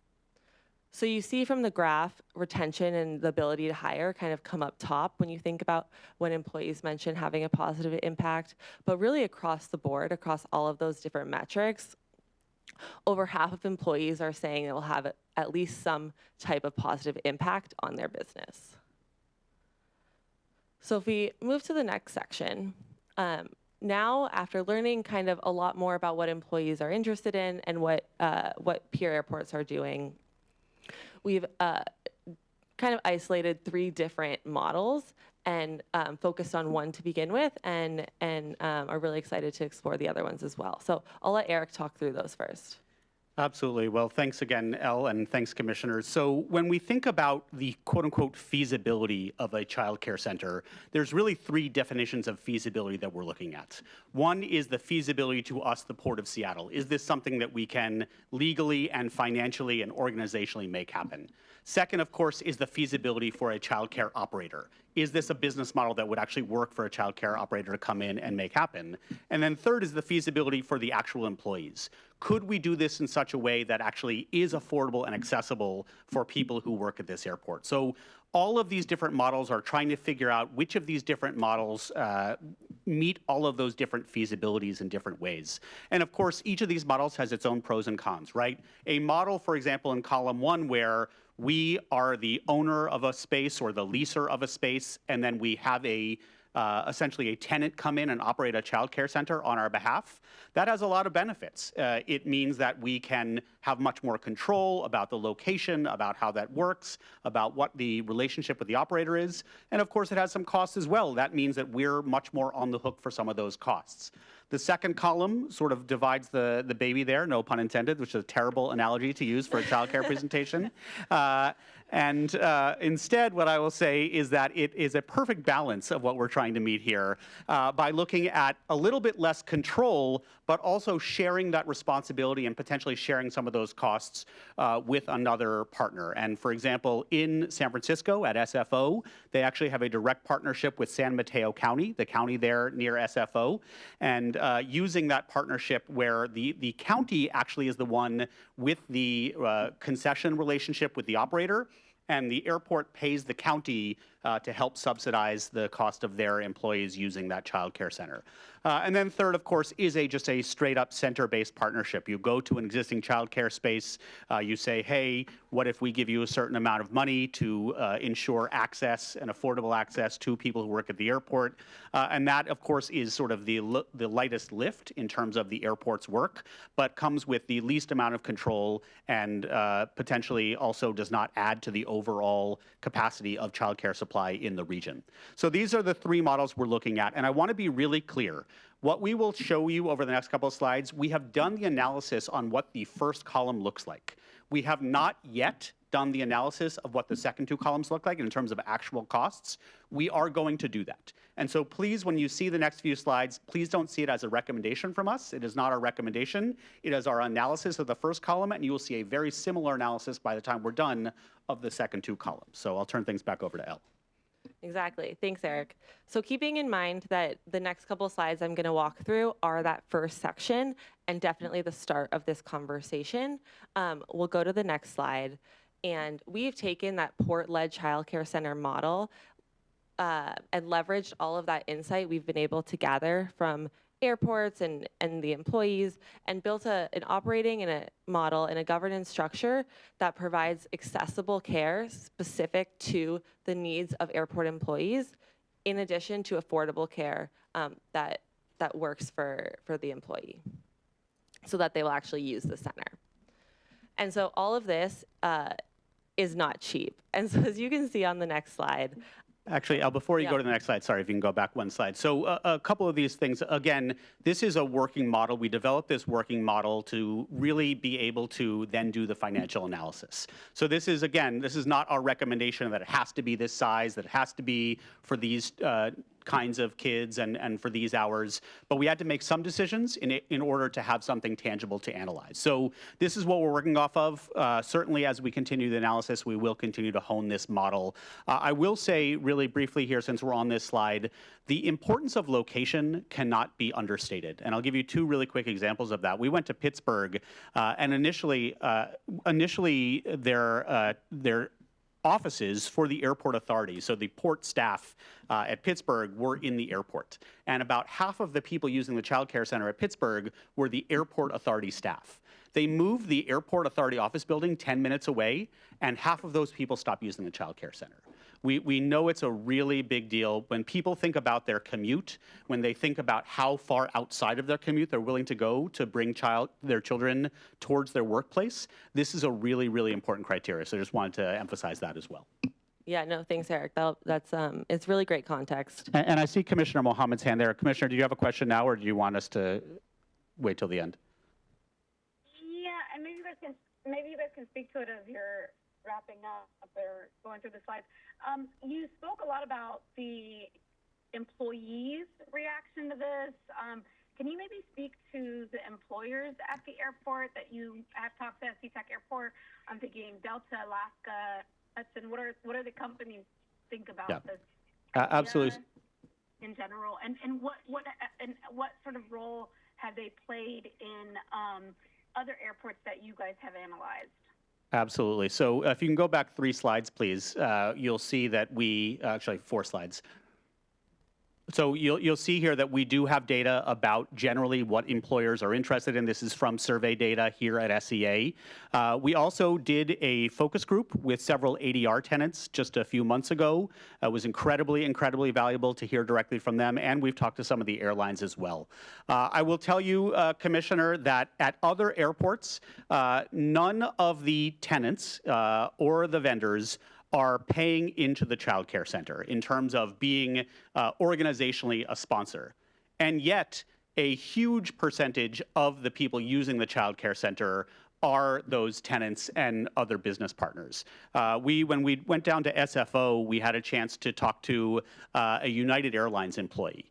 United Airlines employee had all of his kids in the child care center, and he said to us, you know, I was actually going to switch jobs away from the airport, but I couldn't afford to because I'm getting such a good deal on the child care center. So we paid him to say that. No, we didn't pay him to say that. That was his honest feedback. It was amazing to hear that. So we know that this is a benefit to the employers, but we have not seen it as something where the employers at other airports pay into. This is much more a thing where the airport sets it up and then the people who work at the airport benefit from it.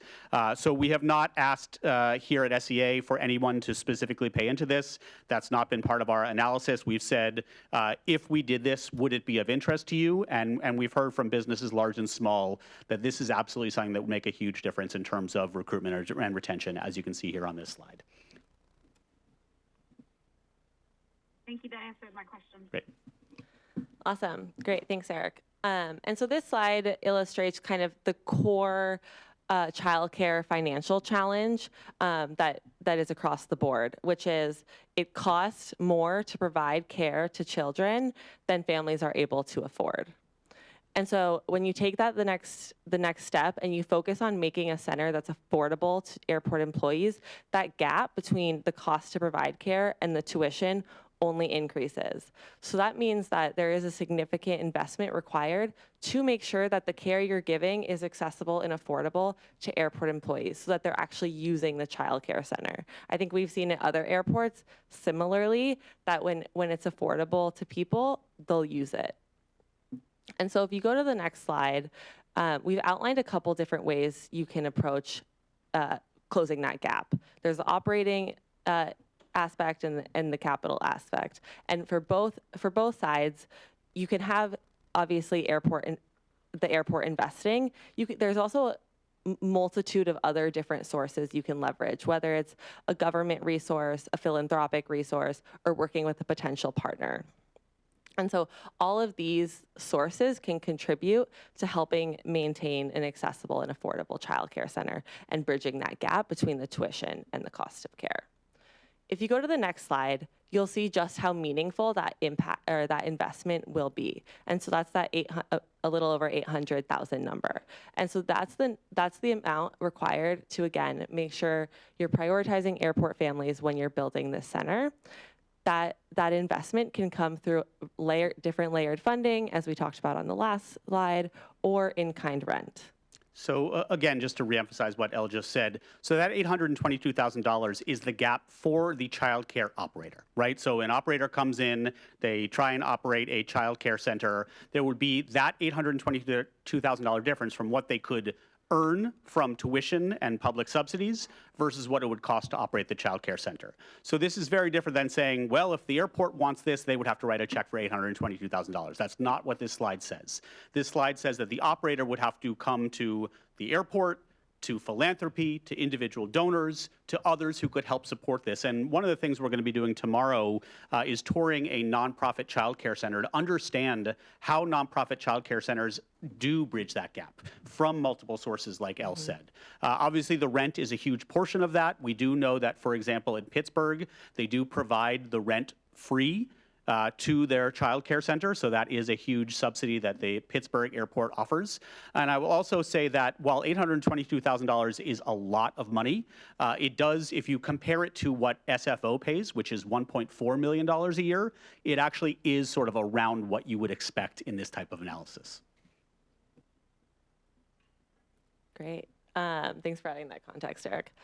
So if you go to the next slide, we'll start to outline, to Eric's point, location is so important when we're thinking about this childcare center. Again, we want employees to use it, and so how do we find a site that's most impactful? And so if you go to the next slide, you'll see that we started with stock. It's a close option that makes the center as accessible as possible.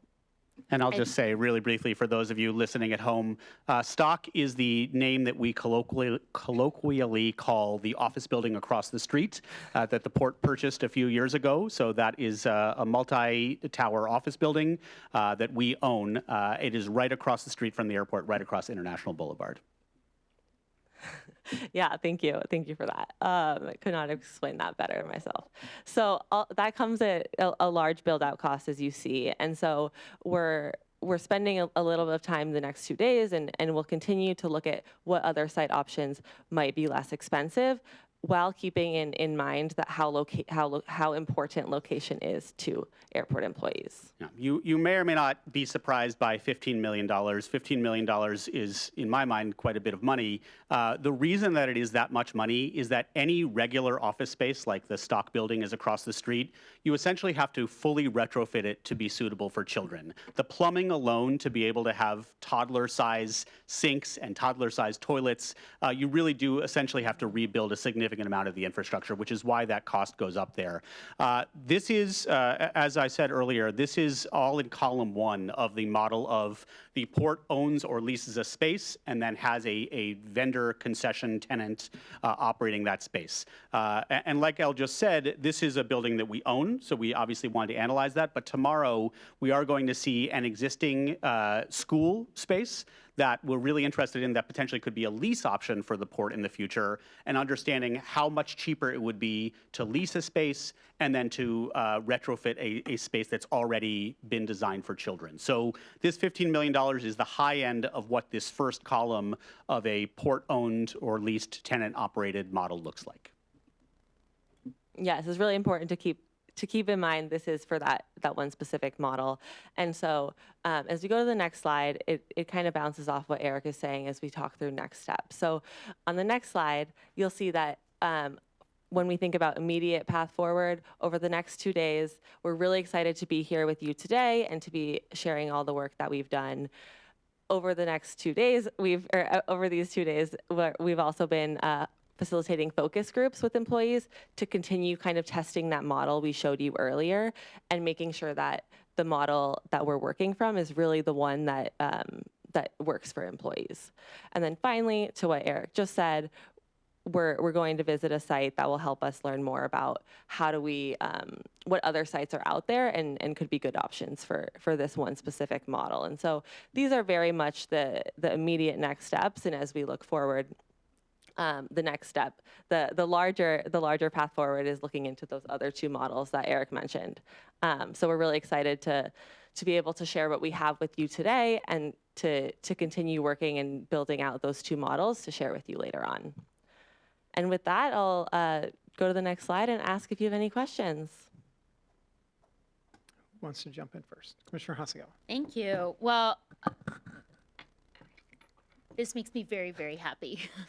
We've waited a really long time to get the results of this feasibility study, and I'm so excited to see the options and the potential path forward. And so I just also want to take a moment to acknowledge the work that's led up to this point through Julie Collins' leadership and the entire team at the Imagine Institute. And thank you to the fabulous folks of EPIC for building upon that and the presentation today. This has always been a really personal topic because I ran for the port with a 4-month-old. I took the oath of office with a 1-year-old, and now I've got 2 childcare aged children, and I'm paid $54,000 a year for both of them to attend my friendly neighborhood child care center, and it is out of reach for so many people. That we have studied this at the Port of Seattle is the result of seeing the trend that our friends over at Port Jobs alerted to us, which was that people, and in particular women and women of color, are exiting the workforce, not out of a sense of empowerment, but out of economic dilemma. And that it's beyond this being the right thing to do for our workforce, for our community members.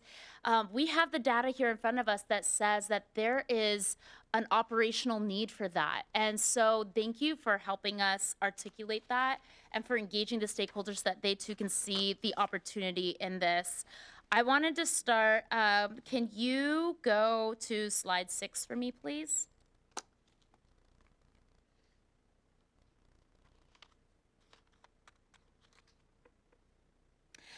Thank you very much, Aubrey.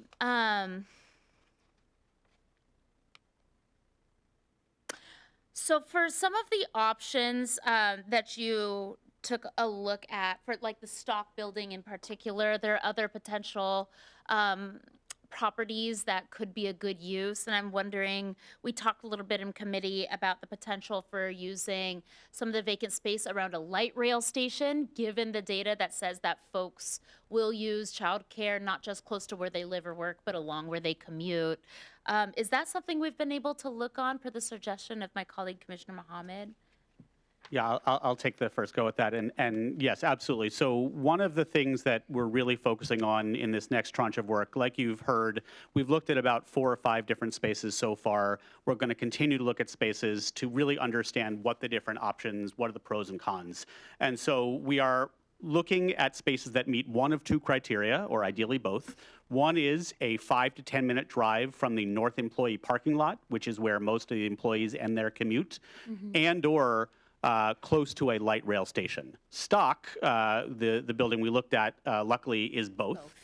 Which is really nice, but there are plenty of other options that meet one or both of those criteria. So we'll continue as we finish this work to look at other spaces that are along a light rail path. And of course, one of the benefits of being along a light rail path is you can be a little bit further from the airport, but still be able to have people get off, drop off their kid, and get back on. So we really are trying to understand what the pros and cons of that are and make sure that whatever it is works for people, because that's going to be the most important thing. Will people actually use it if it's in that location? Yeah. And then the capital and operational costs or the funding for that are appropriate, both are appropriate uses of airport funds, correct? I will say that we have seen, as we said earlier in the presentation, other airports are absolutely using airport revenues, both aeronautical and non-aeronautical revenue, depending on which airport they are. When we studied this earlier, part of the reason why we need to go to the other airports and figure out how they did this was because of potential legal hurdles and authorization from the FAA to be able to use funds for this. So how did we clear those hurdles and what did we find? So again, I think everything comes with risk, as the lawyers tell me every night before bed, but not in that way.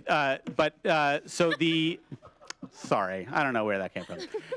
So everything comes with risk when you're making legal decisions with FAA-controlled dollars.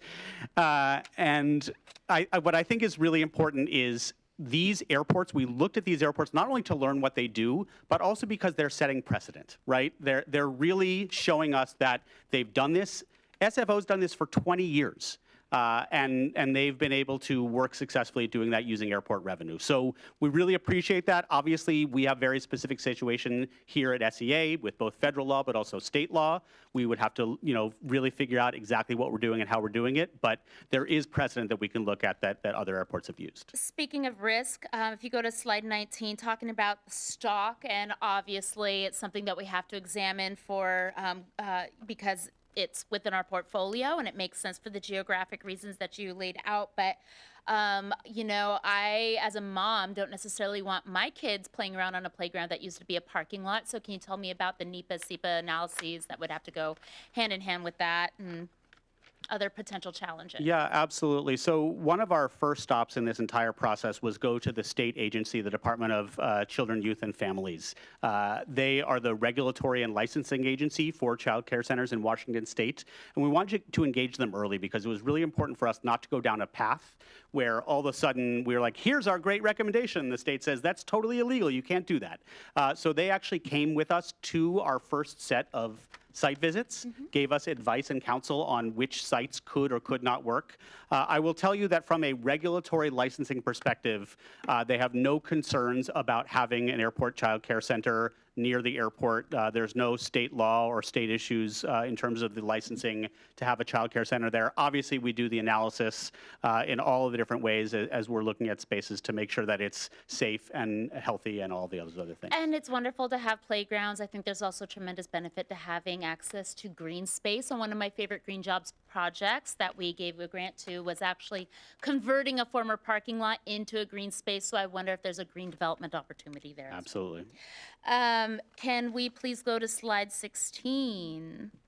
Talking about contributions from partners, would that mean if we were to have contributions from airlines, for example, would that go in order to close that gap? It's in the context of that conversation. There's what it costs and then what people can afford and how are we going to be able to close that gap? And if we were to have contributions from partners, would that go towards some sort of like a subsidy fund that we would manage, or would that be something that they manage directly with their employees and say, well, we'll pay part of your childcare? Is that something that's bargained? How does this work in other places? Sure. So that's not something we've analyzed in terms of how we would do it if we did that here. What I will say is that all of the current airport child care centers, it is just the airport writing a check or providing the rent-free subsidy or whatever that is. There are some of those child care centers have additional relationships with other employers, and that's something that where that employer has a direct relationship with the child care center. What all of these major employers are doing, whether it's the airport or whether it's Dick's Sporting Goods in Pittsburgh or whoever else, is that they are ensuring two things. One, they're ensuring that the cost of childcare for their employees is lower than the market rate would be. And second, they're ensuring priority access. And so that's what those dollars go to in some of those other airports. I think, again, when we talked about that $822,000, that's the gap for the operator. And so ultimately, however you get that money to the operator is something that we would continue to analyze. Okay. And then if there's nothing saying that we over the course of time should only ever have one child care center. In fact, we're already thinking this way in terms of some of our potential properties for serving the maritime workforce as well. Do you see there being a potential outcome or space for us to try different models concurrently? One of the things we've really learned from these airport child care centers is it's really a 5-year buildup, because people who have child care, for the most part, just keep their own child care.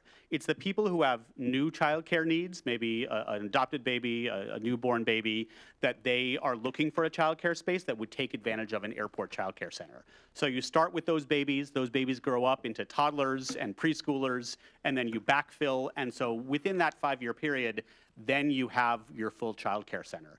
And I think we've learned a lot of not only what works at other airports, but also what has not worked at other airports. Other airports have not done a very good job marketing this opportunity, and so they're under-enrolled for actual airport workers and backfill with a lot of community. What they're all realizing now is it's time to change that. When we went to some of these, we went to SFO, they've been around for 20 years, and they said, we finally got into a direct conversation with some of these big employers. It took them 20 years. We obviously would not start in that same way as them. We would start directly with those employer conversations, whether it be private sector or federal government employers, whoever, and make sure that we're really marketing this. Our goal is to fill as many of these slots as possible if we had a childcare center with the people who work here at this airport. That's the problem we're trying to solve, is that employee retention and recruitment issue here at the airport. Can you go to the slide? I'm going to wrap it up here. That demonstrates our 3 different options that you're going to dig into. Yeah, next slide. Please. Yeah. Oh, sorry, 2 slides. There, yep. This Here one? we go. Yep. Okay. So it's my understanding that this third option, center-based partnership, would not actually have any net positive options for childcare for the community, correct? So we've seen examples, not airport-based specifically, but examples where employers will work with an existing childcare center, and they can provide a capital investment that will allow them to increase the capacity of their center, and so really increasing the capacity so that, for example, you increase that capacity enough for the airport slots while maintaining that continued capacity for community. Right, but that's not the same as starting up a new center with 100+ new slots. And so I just want to lift that out for my colleagues, that this third option being one that they're going to dig into. For me, what we are looking to be able to address is 3 things: the affordability via the availability and the accessibility. And so adding to the net positive in an expedient way, in a way that gives us more quality control over that structure. And those outcomes, for me, would have, in the hierarchy of needs, that would be the most important. And finally, I just want to talk about this co-investment versus port-led, these 2 options. And I just wonder, is it appropriate to be thinking about these in the context of something that is for profit versus something that is a public good, something that is available to workers as a special purpose government trying to operate multiple lines of business and maintain the operations of an airport? And like, we are not doing this to get rich. That's not what it's about. It is for our airport operation and our need.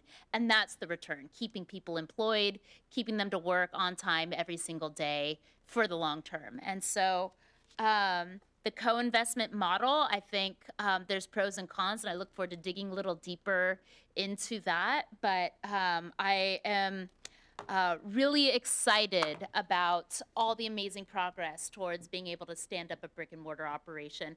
Can you just close it out by telling us a little bit about timeline and when we can expect something a little more refined?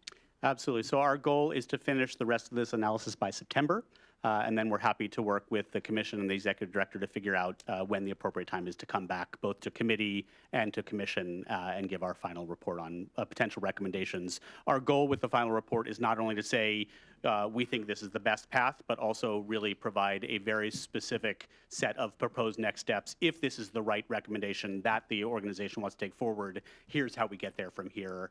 1, 2, 3, 4, 5. And I look forward to this continuing to come up in our Workforce Conditions Committee to continue guiding the direction of that work. Thank you very much. Commissioner Cho. Yeah, first and foremost, thank you for putting this into a nice, neat, succinct framework for us to think about. I especially appreciated the different business models that we could potentially pursue. I'm curious, I think it was SFO that had a 30% registration rate from port employees. Are those employees of SFO, or are those workers at the airport? That's total workers at the airport. Okay, so it's they're not just the SFO airport employees. authority. Okay, great. Okay, so they could be airline workers, they could be baggage handlers, Exactly. flight attendants, etc. Okay, that's good to know. And then the other 70% are just public. They're like community members. Community Yeah. members. So there could be people that used to work at the airport or just people that live nearby in the community. And so they're really working, as Eric mentioned, really working on increasing the percentage of airport employees that are working there. And one of the things that we saw at SFO is that location really matters there as well. So that facility is about a 10-minute drive south of the airport, which is, if anybody knows Bay Area traffic, not ideal in terms of the commute patterns for their employees. So that's one of the hurdles that they're working through. Got it. So there's potential for there to be more. It's just a little logistically inconvenient for them.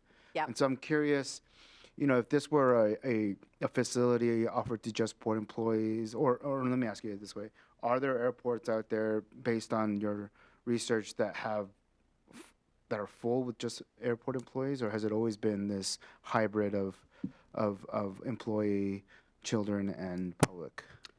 So the Pittsburgh airport has started with just a airport employee model, and they are not full. And so now that they've made this sort of initial push to say how many airport workers, they are now going to look at expanding to community to fill the rest of those slots. So they started just airport, and again, their goal is to fill it all with airport. But so far they haven't been able to do that. Again, that takes multiple years, and so they're in the meantime. In Pittsburgh, I just want to be clear: airline employees, baggage handlers, yes, TSA employees as well are using that Pittsburgh facility. And then, just so that I understand, the third model, which is existing with partnering with an existing child care provider, that is not additive in terms of child care, right? So it's a zero-sum situation where if the port were to partner with an existing child care center, provide them a payment to guarantee X number of slots, those would essentially be slots we're taking away from other families that could potentially need them. Is that right? Yeah, like Elle said earlier, it is possible to structure something where the child care center, would expand itself if it had that guaranteed investment from the port, but that's a TBD. So it could be that, but it could just be taking slots that are otherwise available to others. Great. I think one thing that we might consider here is, obviously, given that this child care center might not just be servicing workers at the airport, we have a lot of near airport communities, in cities that might benefit from this as well, right? So like Stock is very near, City Hall in Sea-Tac.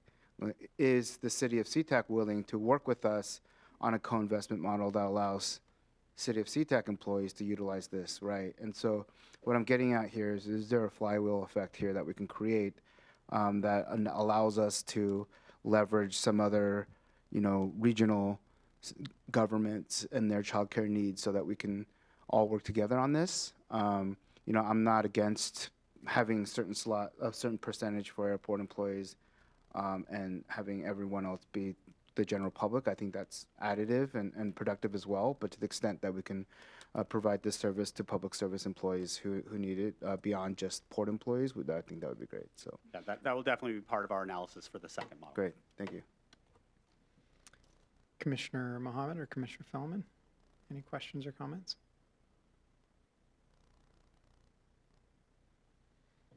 No additional questions or comments from me.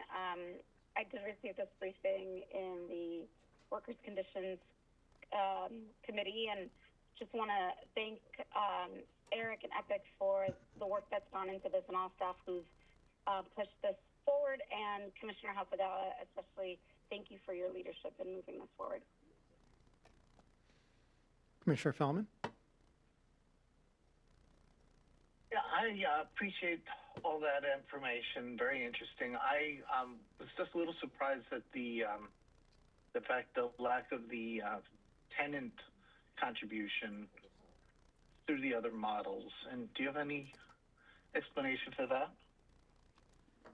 that? It's not something that we've heard a lot from other airports pursuing as an option. So it's certainly something where if we were interested in going out and passing the hat, certainly could be a model. But I think from what we heard, and Elle and Steph can correct me if I'm wrong, it's just something they have not done. I guess I would say if you're using airport revenue, some of that revenue is, of course, coming from the tenants and the airlines through earned revenue, but certainly nothing additive that we've seen at the other childcare centers. I'll also just add, I think one of the things that we've learned is many of the airlines and other larger larger organizations are really thinking about equity across the different airports in which they operate, the different locations in which they operate. And so things like this bring up sort of a sensitivity around that. So I think it's not to say that there's not possibility there, but it may not be the easiest path forward for some organizations like the airlines and those that have multiple operating locations around the country. Setting a precedent is what they don't want to do, is what you're suggesting? I don't know if it's as much about a precedent as it is about equity, but I guess my thought has been more about thinking about equity across the country, less so than a specific precedent. So just thinking about one location having a set of opportunities that is not the same, that is being funded by that specific employer, versus a condition that is different in Seattle, for example, because of something that the port is doing, rather than an investment that the employer is making. And of course, you know, it doesn't take a direct investment from that employer to the port or even to the childcare operator. If an employer had or created a childcare benefit to their employees, the employee could use that additional funding to buy a slot in the childcare center. So there's different ways that employers can support their employees if there was a childcare center. And to your point, if it's part of airport revenues, they're contributing anyway. All right, thanks so much. So my thoughts on this, I think I really echo Commissioner Hasegawa's perspective from somebody who, I feel like I should have a wing named after me at the Bright Horizons where my kids went through because of the money I spent. Yeah, should be a Calkins wing at the Spring Street Bright Horizons. But we benefited from the third model, which was Virginia Mason Medical Center had contributed some amount to ensuring that Bright Horizons would be located there, and then that their employees would have access to it first. And luckily, there were sufficient spots that my family that lived a couple of blocks away had access to it through a wait list. And then, you know, I was able to drag my second two kids through as with a legacy sibling, basically. But, you know, it was, we would have made the same decision if for some reason, you know, I would lose that childcare by switching jobs. I likely wouldn't have at the time because it was so difficult to get in and the service they provided was so necessary. So I think when we're looking at these options, I'm not quite as averse to the thirds as I think some of my colleagues are, because I do think there is a market dynamic here that it would benefit. They exist now for some reason. There's a capacity that they're meeting. If you then added 100 additional or 120 additional pupils to that mix, you know, it might not happen immediately, but I think it would. The market would respond to that. But we're talking about operating a childcare center in a system that is chronically under meeting demand, and I'm not talking about Sea-Tac. I'm talking about the United States, and that striking number for me is that we are $8,200 per pupil per year under the market's ability to meet demand. You have to subsidize 100 students with $820,000 a year to make it make work. That is crazy. And yet we also know that the long-term return on investment for early childhood education is just about the best intervention in public policy that you can find.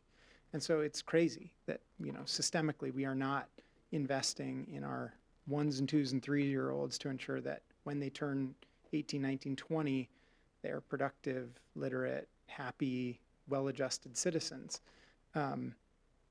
That it just, there's so much that happens during those years, but when they have good, accessible childcare, you know, it is, I always thought of it as, you know, we're turning our kids over to aunts and uncles who are going to take care of them for the day because, you know, we don't live next to our aunts and uncles like we might have 100 years ago. Okay, rant aside, I think there is an element for the port of, you know, what are we contributing as a public agency to the general benefit of the communities in which we operate, and we can account for a certain part of that. I don't think it's $8,200 per pupil per year. So I'm curious about that cobbling together of other sources of funding to support a center like this. And also, what I want to kind of think about internally is that how do we price in the near-term proprietary interests of the airport? How much would we be willing to subsidize childcare so that we can attract the best and the brightest, so that the attrition rate of our employees is significantly lower, so that absenteeism is lower? That's a huge part of it, is when you don't have access to childcare and you're relying on a nanny or a loved one and that person gets sick, then you're out of work too.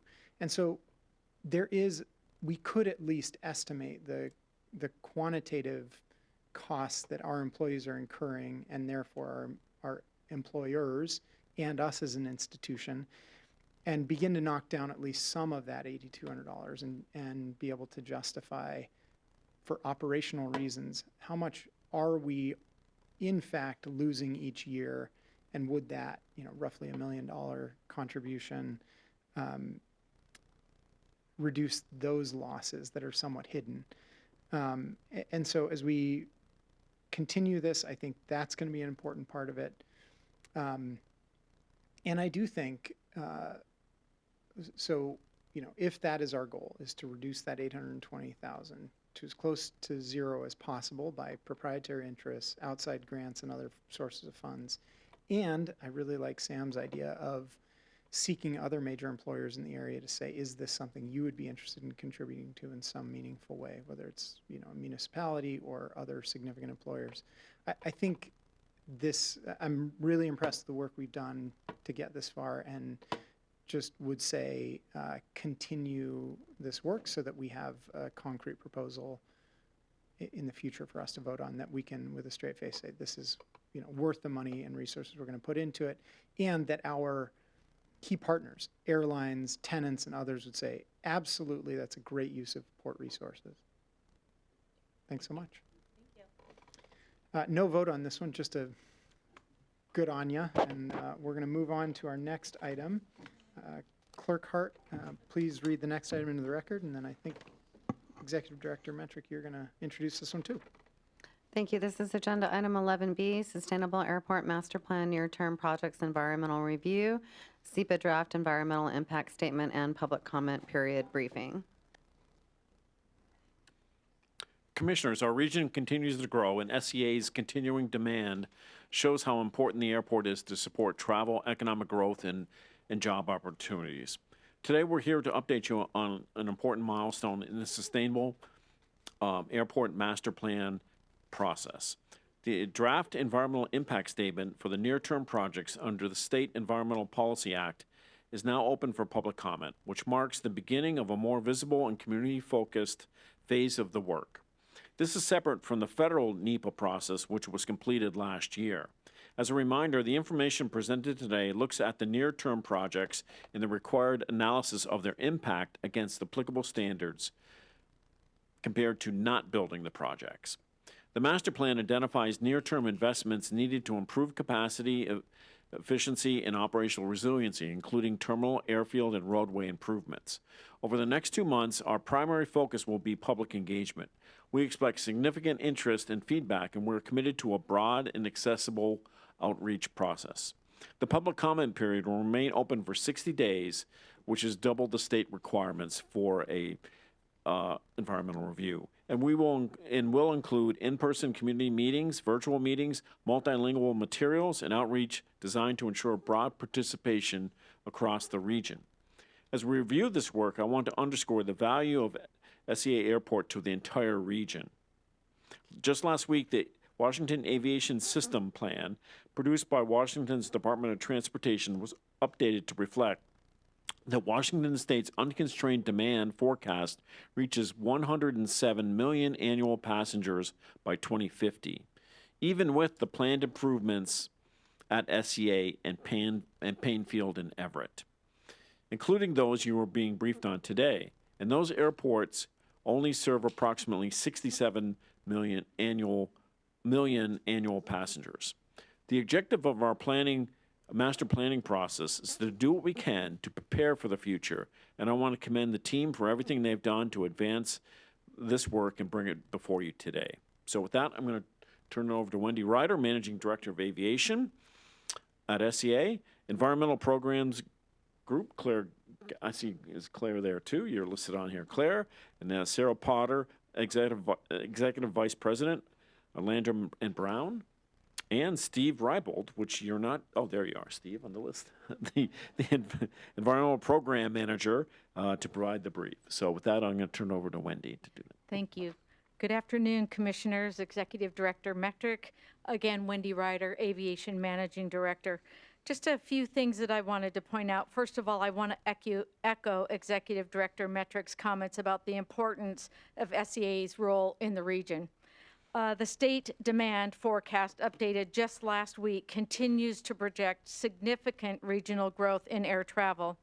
The report identifies a gap of 40 million passengers annually that cannot be accommodated even with SEA and Painfields completing the proposed master plan projects. This clearly underscores the need for the master plan projects.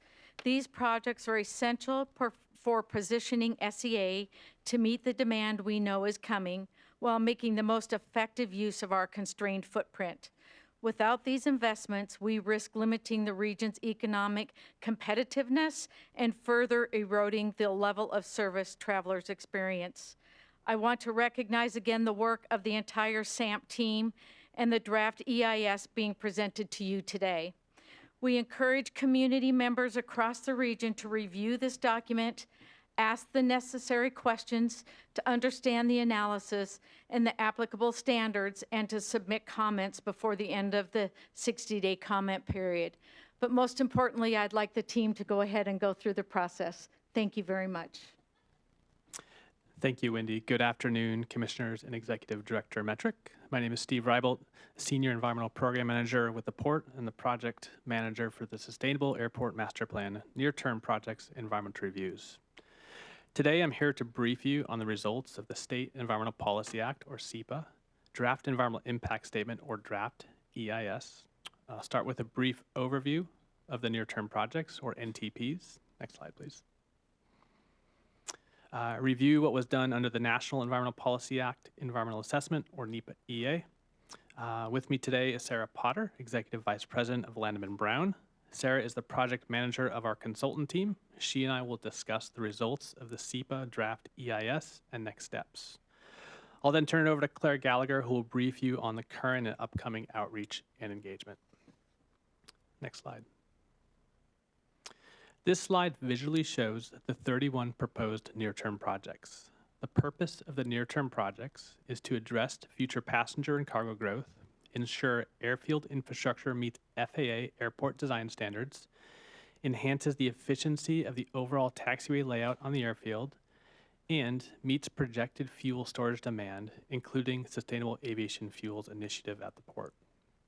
One of the primary projects is a new 19-gate terminal. This is located in the center of the screen in blue. This project will require reconfiguration of the airport expressway to serve both terminals, build a new aircraft rescue and firefighting station and a new maintenance facility, which will be displaced, construct additional parking facilities for staff, ground transportation, and a receiving distribution facility for tenant goods. Other key projects include development of off-airport cargo facilities, seen on the right of the screen, extension of taxiway Alpha and Bravo, and other airfield improvements and expansion of the fuel farm, both seen on the left side of your screen. Next slide. The purpose of an environment review is to identify potential impacts of the proposed projects that were developed in the planning work. The evaluation begins by validating the future passenger and operational volumes. Then we identify existing conditions. Once these baseline conditions are identified, we then conduct our impact evaluation, identifying potential impacts with and without the project. For this environment review, we assessed the potential for impacts with the near-term projects and without projects in 2032 and 2037, meaning we assess the potential impacts if the projects are built versus without building the near-term projects. There are three important considerations I'd like to emphasize as part of this work. With or without building the near-term projects, the airport will continue to grow. For example, operations will increase approximately 21% over a 15-year period without the near-term projects. That's 2022 to 2037. Whereas it will be approximately 23% with the construction of the near-term projects, a difference of approximately 3% between building and not building the near-term projects. SEA already has many programs and plans in place to reduce our environmental impact. This is important because these are included in the evaluation and will continue to minimize our impacts as SEA grows. We'll discuss these in subsequent slides. The large majority of the proposed projects take place within the existing airport footprint and with no planned property acquisition. If impacts are identified, the analysis evaluates those impacts and, if required, identify ways to avoid, minimize, and mitigate those as part of the project work. Next slide. This slide represents the forecasted growth at SEA. It also visually shows the potential impacts of the NTPs. That is the increment between not building the NTPs and building the NTPs. That's the difference between the green line and the bright green line and the light blue line. The forecast is an extremely important component and a requirement of the environment review. It has also remained constant as we've progressed within the NEPA EA and SEPA EIS. The forecasted demand for passengers and operations is the basis for identifying impacts and modeling assumptions. I want to review the forecast with you as there are constraints that were identified that affect the evaluation. During the update of the forecast, the analysis identified the small footprint of SEA will continue to constrain operations levels. SEA will start to see slower growth from today's operational levels around now, 2026, due to these constraints, which are primarily gates and aircraft parking. If the NTPs are approved, SEA will see some increase in operation rates after the NTPs are constructed. Again, about 3%. However, after 2037, SEA will return to a constrained environment, one factor being a continued need for aircraft parking. With or without these projects being constructed, demand will remain high. That can mean aircraft get larger and or flight schedules could be spread out to more fit and more operations at existing gates. And as mentioned in the previous slide, the purpose of the NTP is to accommodate passenger growth at an optimal level of service. Next slide.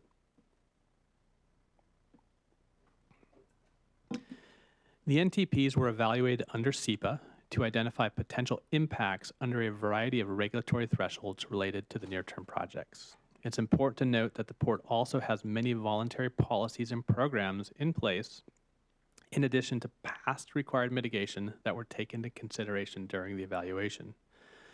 These past investments include such things as the preconditioned air, which is a $40 million investment, $60 million in past stormwater infrastructure improvements, and current infrastructure improvements for the design and construction of on-site aircraft de-icing facilities at over $150 million.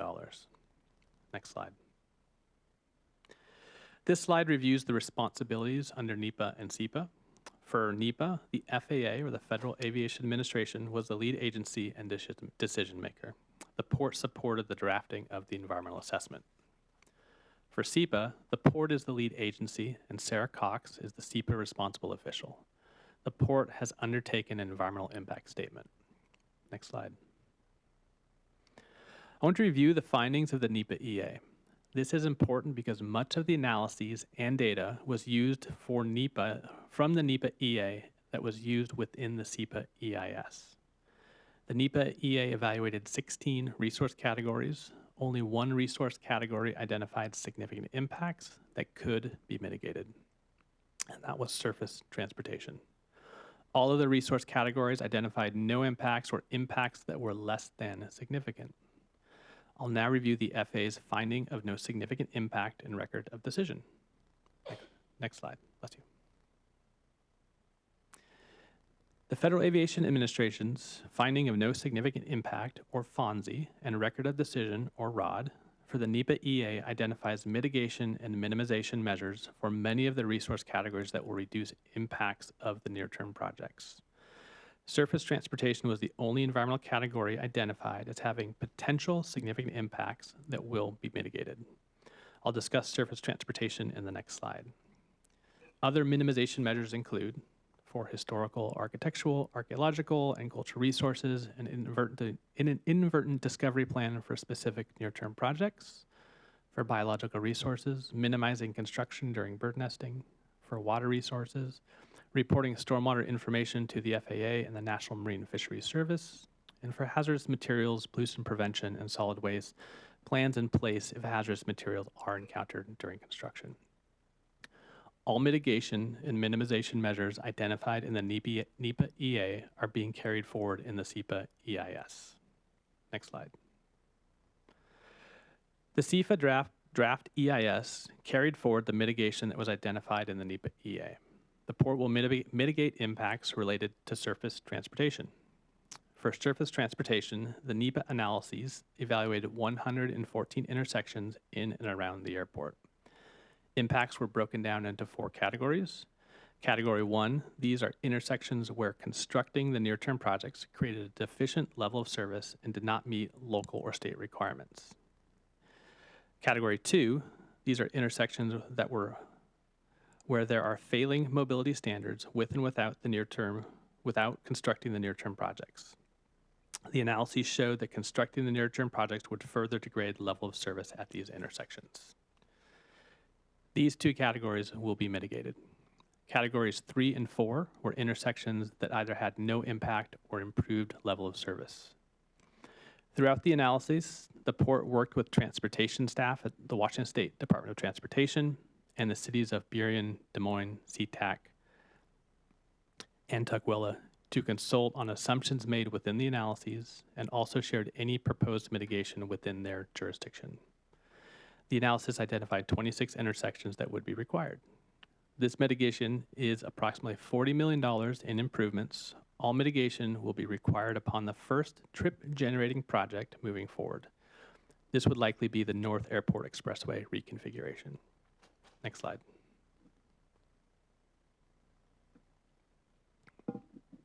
The SEPA technical analysis was conducted to complement the rigor of the NEPA environmental assessment. The document, specifically the EIS, identifies where new information and analyses was conducted within the SEPA EIS. There are requirements in SEPA that were not covered in the NEPA EA. These include greenhouse gas emissions and climate, additional analyses for surface transportation, housing, plants and animals, and cumulative impacts. There was also additional analyses that was voluntarily undertaken in SEPA. This was a result of what we heard during scoping and during the public comment for the NEPA EA.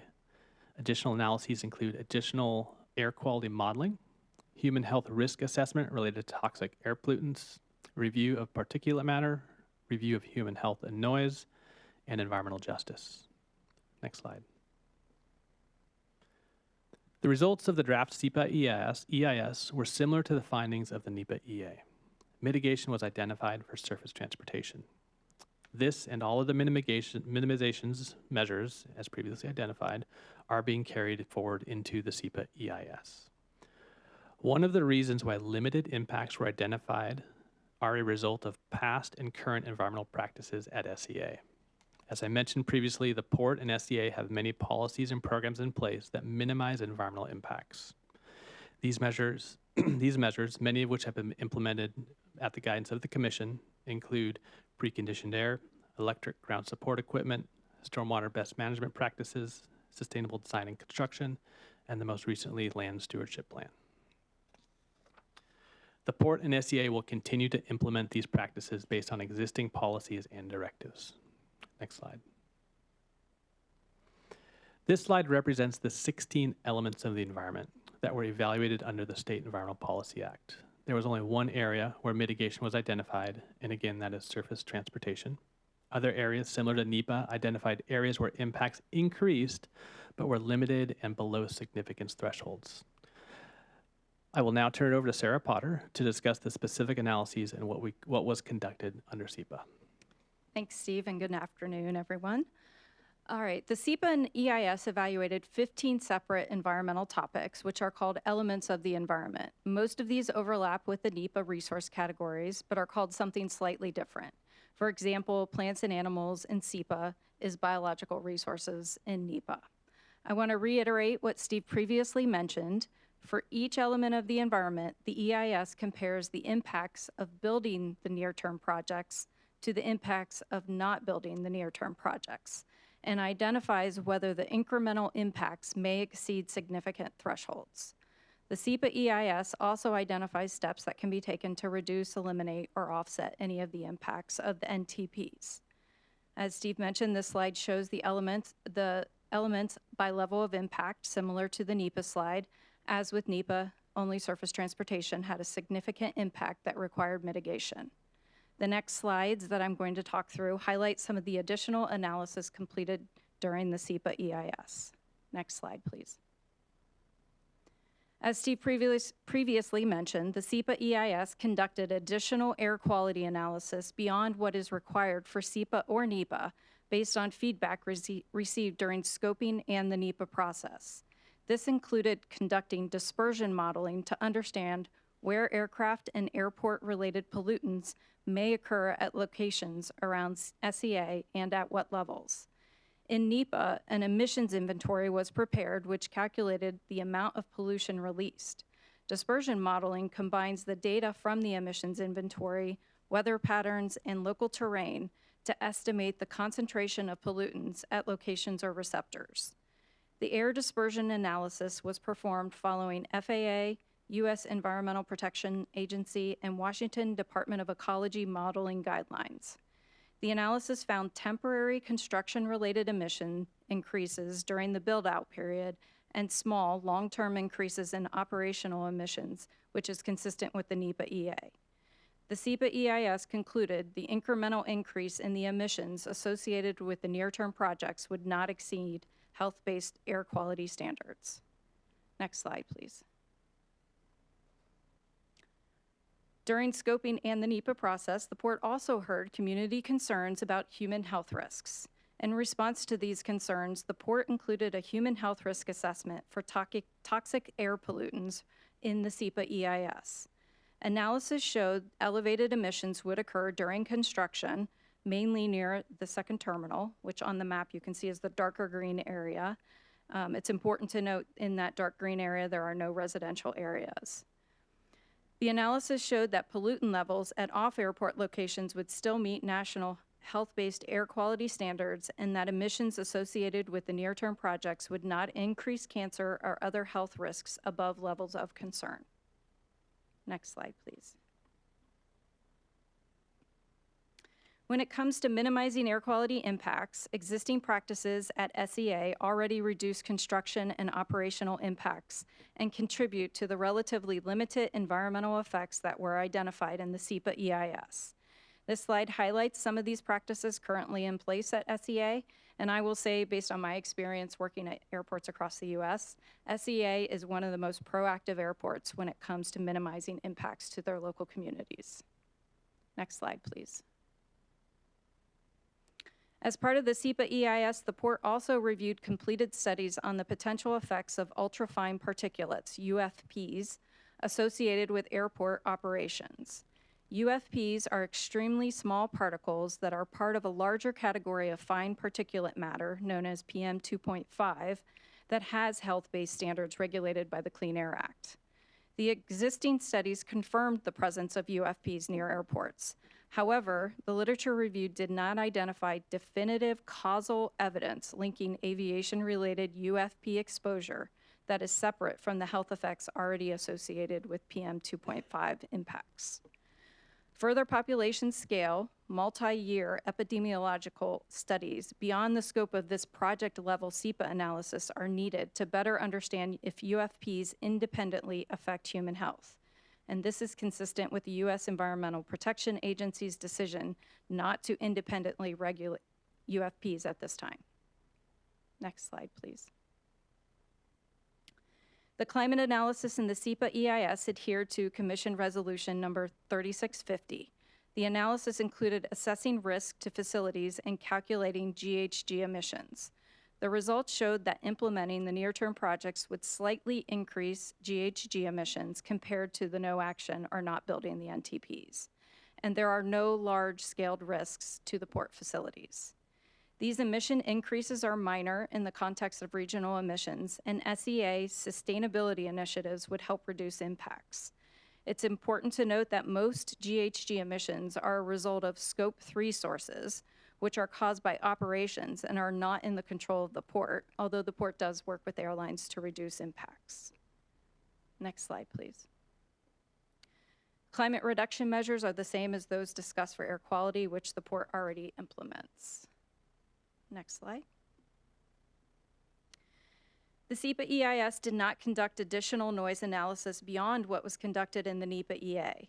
The NEPA analysis found that there would be increases in noise due to an increase over time of operations. However, the increase in noise would not exceed federal significant thresholds. As part of the SEPA effort, the port evaluated 7 recent studies on the potential health effects of aviation noise, including the recent FAA-initiated study that was released in March of this year.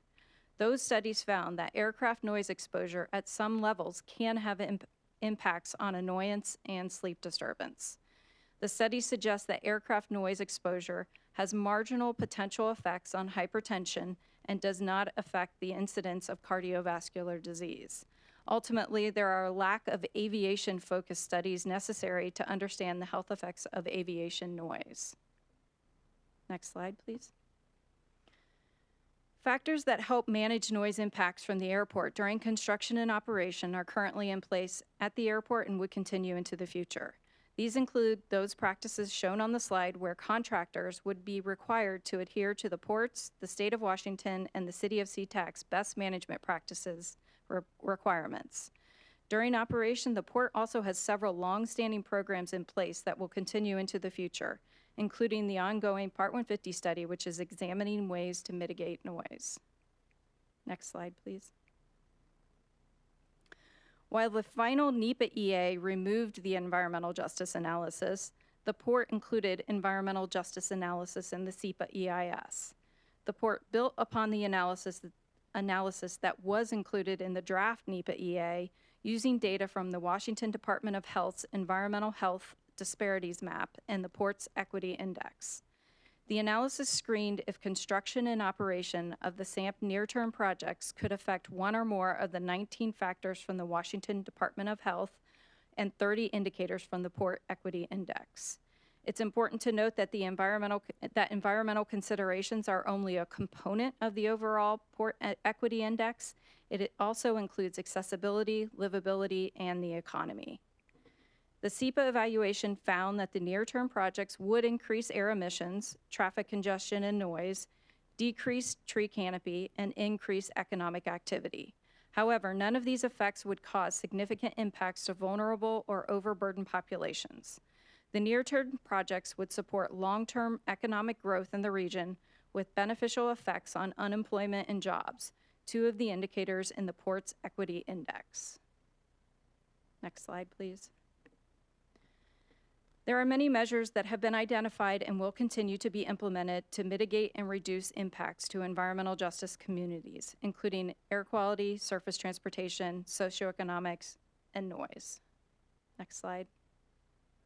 And lastly, the SEPA EIS considered cumulative impacts, which are the direct and indirect impacts of past, present, and reasonably foreseeable projects in conjunction with the incremental impacts from the SAMP NTPs. The reasonable foreseeable projects include non-port sponsored projects within the city of Sea-Tac, Burien, Des Moines, and also Washington Department of Transportation projects, specifically the State Route 509 project. The analysis found the incremental impacts from the SAMP near-term projects would not trigger a standard of significance. Next slide, please. Thank you, Sarah. I want to discuss what happens next. On May 22nd, the draft EIS was released for public comment. SEPA, under the Washington State Administrative Code requires a 30-day comment period for an EIS with an option to extend for an additional 14 days. The port's comment period is 60 days and will commence on July 21st. Once the comment period concludes, all comments will be reviewed and considered within the final EIS. All comments will be responded to. We will brief commissioners once comments have been reviewed. It is anticipated the final EIS and decision will be issued by the end of the year. This will initiate a 21-day appeal period. It is important to note that the completion of the SEPA EIS does not approve any of the near-term projects to move forward. The Commission must approve any single or group of projects to move forward. This is how all capital projects move forward at the port. Before I hand it over to Claire Gallagher, I wanted to note that we did receive comments that Appendix J, which is the noise appendix, was unavailable on our webpage.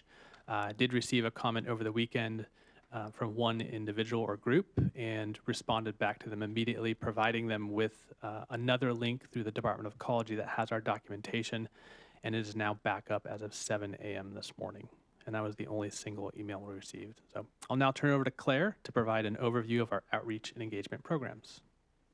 Thanks, Steve. Commissioners, nice to be with you this afternoon. You've heard quite a bit about the work that the team prepared. I'd like to talk a little bit about how we're going to share that. We know that this has been a really important and lengthy process, and we've given a lot of thought and consideration to the outreach and engagement that we'll conduct. I also want to note that I'm here speaking with you this afternoon, but I'm representing the work of several people, port staff, consultant team. I have some of those folks here this afternoon if there are questions that come up, but just want to recognize the hard work that's being done in our communications, community engagement, and our government relations teams, as well as the consultants. So thanks very much. Next slide, Aubrey. So as you've heard commented already, have some dates in front of you of the actual logistical steps of where we will be presenting the material. Do want to flag that we did indeed provide a 30-day in advance public notice, advance of publishing, and just wanted to keep reminding folks when we were on schedule and when it was coming forward so that they were prepared. We did that during NEPA as well, but did it as well for SEPA. And then initiated this public comment period with the publication of the document on Friday, and then the presentation with you today. The in-person meetings here listed are just one of the approaches that we're using, but I did want to flag that we again are having them in a range of communities close to the airport, but also including a weekend date, daytime hours as well. And we hope that between in-person and virtual meetings, which I'll come to in just a minute, that we'll be able to encourage people to engage in a way that works best for them. Some people do like to come in person. Some people like to take in information in their own speed and time frame, and so we're working hard to make that work for folks. Next slide, Aubrey. One of the things we heard loud and clear from the Commission, especially during the NEPA outreach, was to make sure that we did our best to remove jargon and that we kept the documents constructed in a way that people could really work their way through well. I'm speaking really of the outreach materials, the messaging, the advertising, the one-pagers. Those are deliberately, in my words, deconstructed to be more accessible. And I think we've done a pretty good job, but we're going to keep learning as we go. And it was actually kind of fun to make Steve wonder if I was capturing it accurately as I kept going with simpler words and not repeating acronyms. So as usual, and as you've seen us do before, we'll be using multiple platforms and tools to reach folks. But I did want to call out that we have some additional video work that's being done, which I think is going to be really interesting. And our consultant, the VITA agency, is the lead on that work and presenting it in graphic form to really encourage participation and to talk in a broad general sense as well about environmental review and about the port. We have upped the number of languages that we're translating the materials to. added a couple more from NEPA. We're making a special effort to the boards that will be at the in-person meetings will be translated, available online in translated form, but also we'll be capturing some presentations, and through the use of closed captioning, folks watching online, either downloading a video or watching in real time, can use closed captioning and translate to any number of languages on the screen.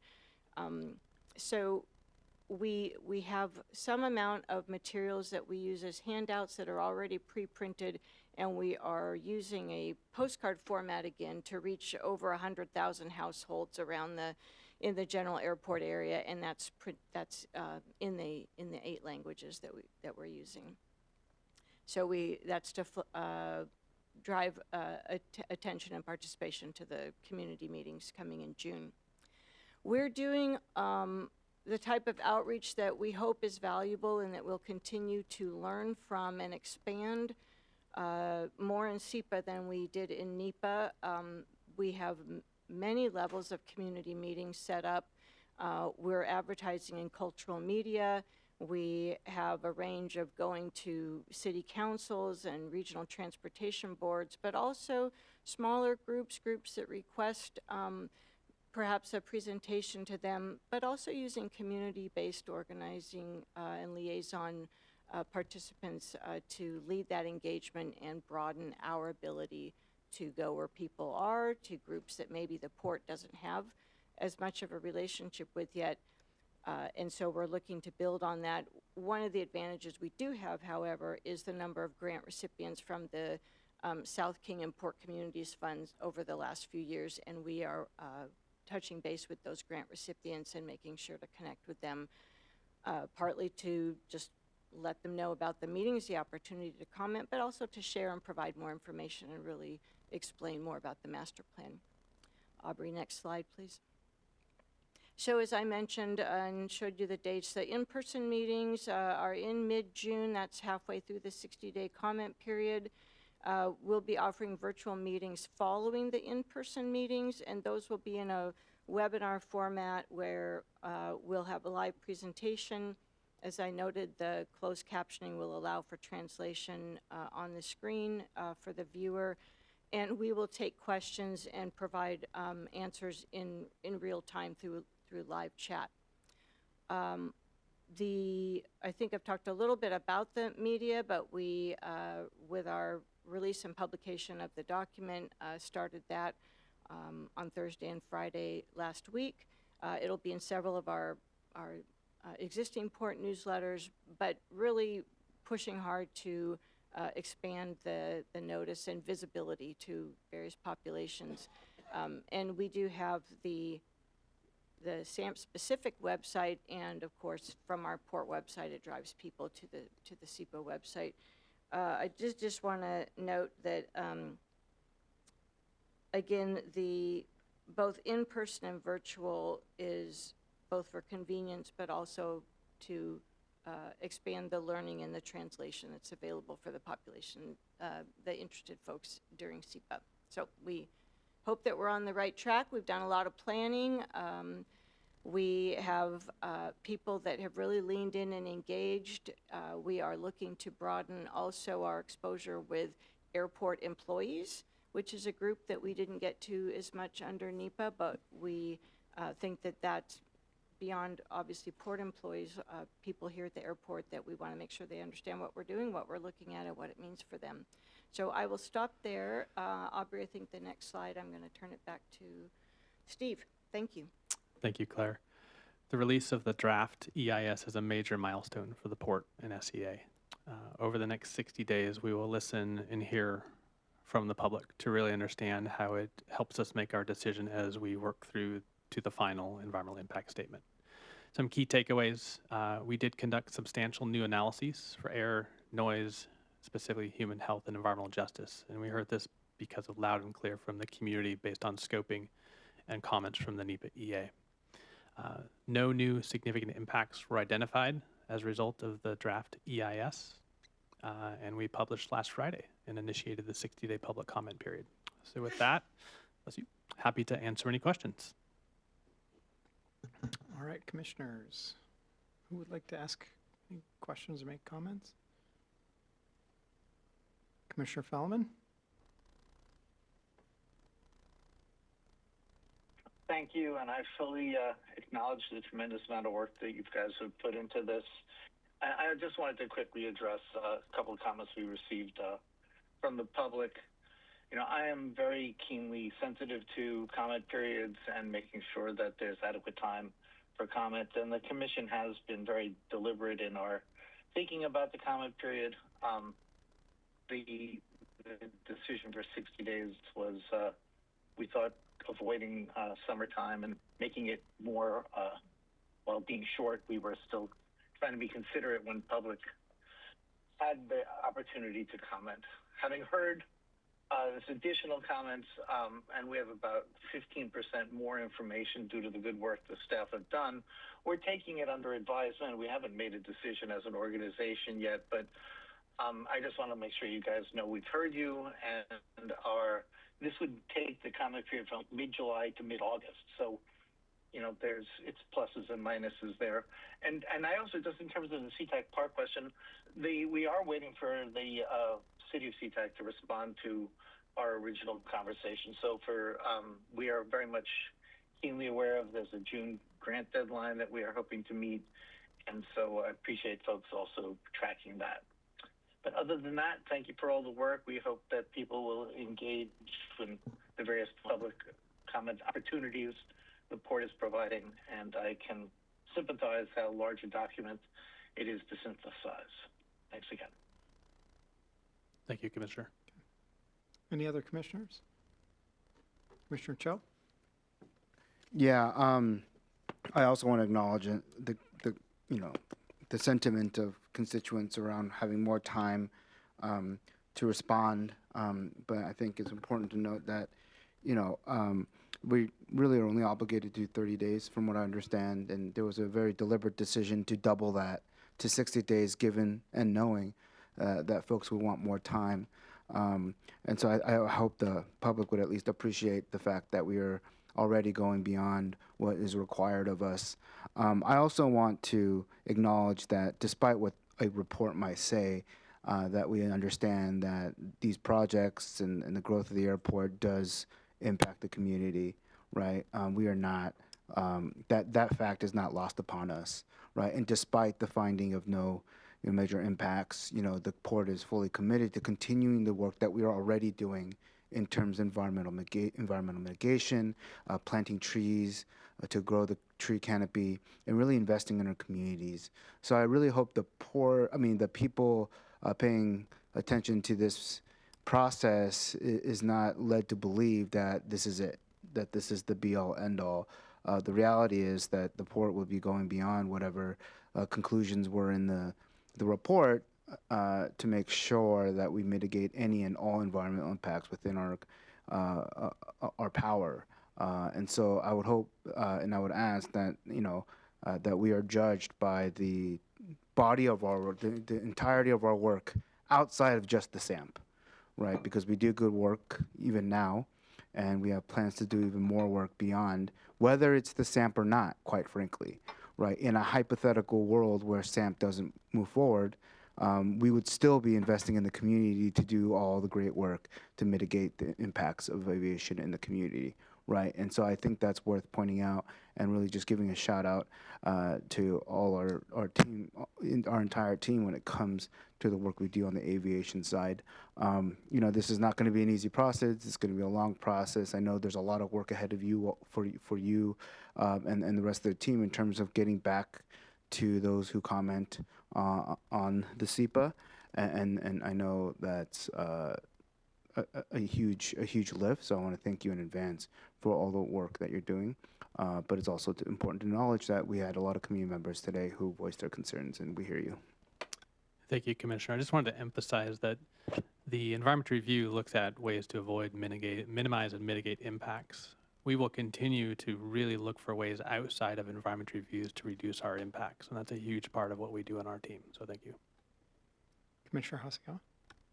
Sure. Okay, so SEPA includes some of the criteria that were previously removed from the NEPA process when the Trump administration took office, correct? That's correct. Okay. And then how does a member of the public tell where those differences are between the two documents? Where can we find a summary of those changes or those differences? Yeah, so really good question. So first, your question was what was removed. So environmental justice, climate, and cumulative impacts were all removed as part of the NEPA documentation. All of those have been pushed back into the SEPA EIS. We've really tried to be deliberate within the document on where SEPA analysis was new, and it literally says SEPA considerations that you can look up in the impact analyses that says this is new material beyond what was done under NEPA. And then is that accessible online? Yes, it is at libraries, it is online, and yes. It's live. It is live online since Friday. Was it disabled up until today? There was only one Appendix J, which was noise, which was primarily a lot of spreadsheets with numbers that were not available. So it went live as of this morning again. It worked when we posted it. I can't tell you what happened over the weekend. It went dead.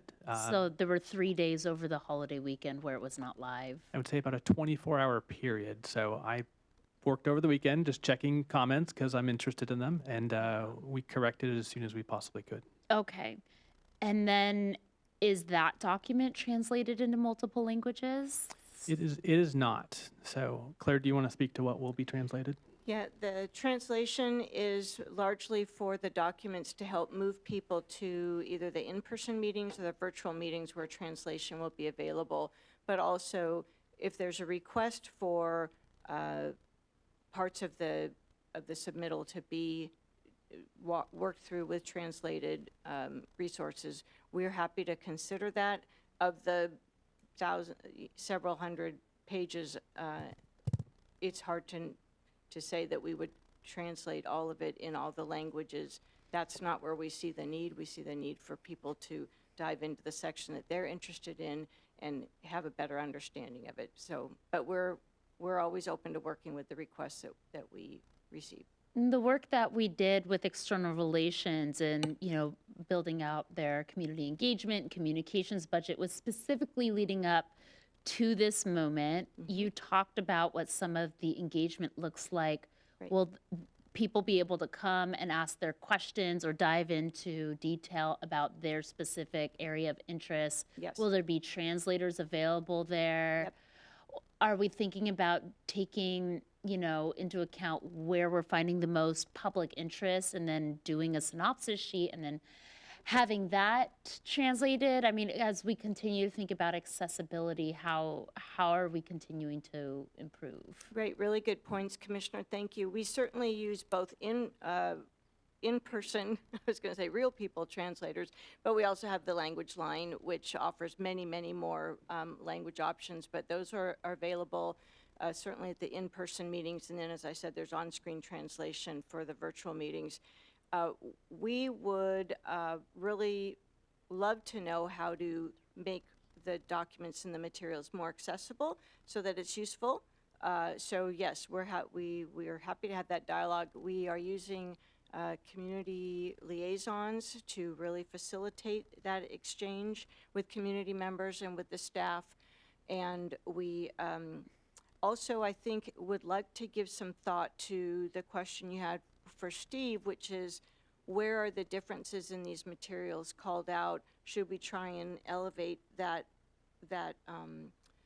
kind of a primer on, you can look here's where you'll want to look and see these differences, because it is all delineated in the document, but maybe there's a more clear or straightforward way of flagging it for people. And we are open to translating where things are most meaningful for people and where they have a need. Okay, and then can you describe how some data resources were considered or applied during our analysis or during SEPA? We have the Washington State Department of Health Environmental or Health Disparities map. We have the Port of Seattle's Equity Index. Were those applied? And Yeah, so we So, we worked with BUCTA and the Office of Equity, Diversity, and Inclusion to really consult with her on how to go about this analysis. And we used both the Washington State Department of Health's Disparities Index as well as the Ports Equity Index. And the idea behind using those was to identify where communities were impacted in and around the airport. And as Sarah mentioned, not just environmentally, but socially, economically as well. And so what we did, we overlaid the impact analysis that we did with those areas. And as you can imagine, as probably as you know, is most areas in and around the airport and the Puget Sound region are highly impacted communities. And so based on that is how we did our analyses. and how do we reconcile those analyses with some of the findings in SEPA saying that there is, like, if you go to slide 17, please. It says that the data is not mature enough in order to make a determination as to the impact of ultrafine particles on health. So specific. When we're seeing geographic disparities in outcomes per our equity index, how do we reconcile that with a determination that there's Yeah, so we'll talk about there's this. no support for a causal ultrafine particulate effect to human health? Yeah, so we did 2 additional studies within the SEPA documentation. One was specific to ultrafine particulate matter, the other specific to human health and noise. And I think both of these are really getting to your question is, how are they incorporated? Neither are incorporated within any of the indices. What we really wanted to try to do is understand what's the latest science say and how can or can it be applied to what we're doing here. And really trying to say, for example, with ultrafines, we acknowledge that ultrafines do exist in and around airports. However, it's really hard to delineate between different sizes of particulate. And so the other component we want to understand is there a regulatory mechanism for us to apply to look at how we reduce those? And the answer was no, there's not a regulatory mechanism. And also, is there additional study that needs to be done to better understand how those impact human health for those in and around the airport? When we approved Part 180 studies for the first time and the second time, was that based on data or was that based on like anecdote? Are we considering studies of people's experiences as data? And if you go to slide 20, I'm just wondering, it says that there's a lack of a study to demonstrate an impact of noise on human health, but that doesn't negate some of our other projects for like Part 180 and sound insulation. Yeah, so 2 components related to your question. So first, the Part 150 study is ongoing. Part 150, sorry. Yeah, I was like, what's the 180 study? Do I know It's it? a different program. So the Part 150 looks at how we can address noise impacts in and around the airport and what we can do voluntarily or through based on federal guidance on how to get additional federal dollars to minimize noise impacts. We'll continue to look into that. The other piece, I think, specific to your question on noise and human health is the FAA had a noise annoyance study, and they just released the data for that study about 4 weeks ago. That was included within this study, or within this EIS, to identify what's the latest science out there. I think it's important to note that the port highly understands that the DNL is the metric that's used. FAA is interested in studying to identify, are there other options to address impacts of noise, and we would fully support the FAA studying it more. So we look forward to working with FAA when they're ready. We know they are. There's some complications based on the current administration, but more work needs to be done to identify other methods for identifying a regulatory mechanism to look at noise. And so this is a lot of information to take in. We're hearing from members of the public that 60 days feels like a time constraint on being able to meaningfully absorb and analyze it.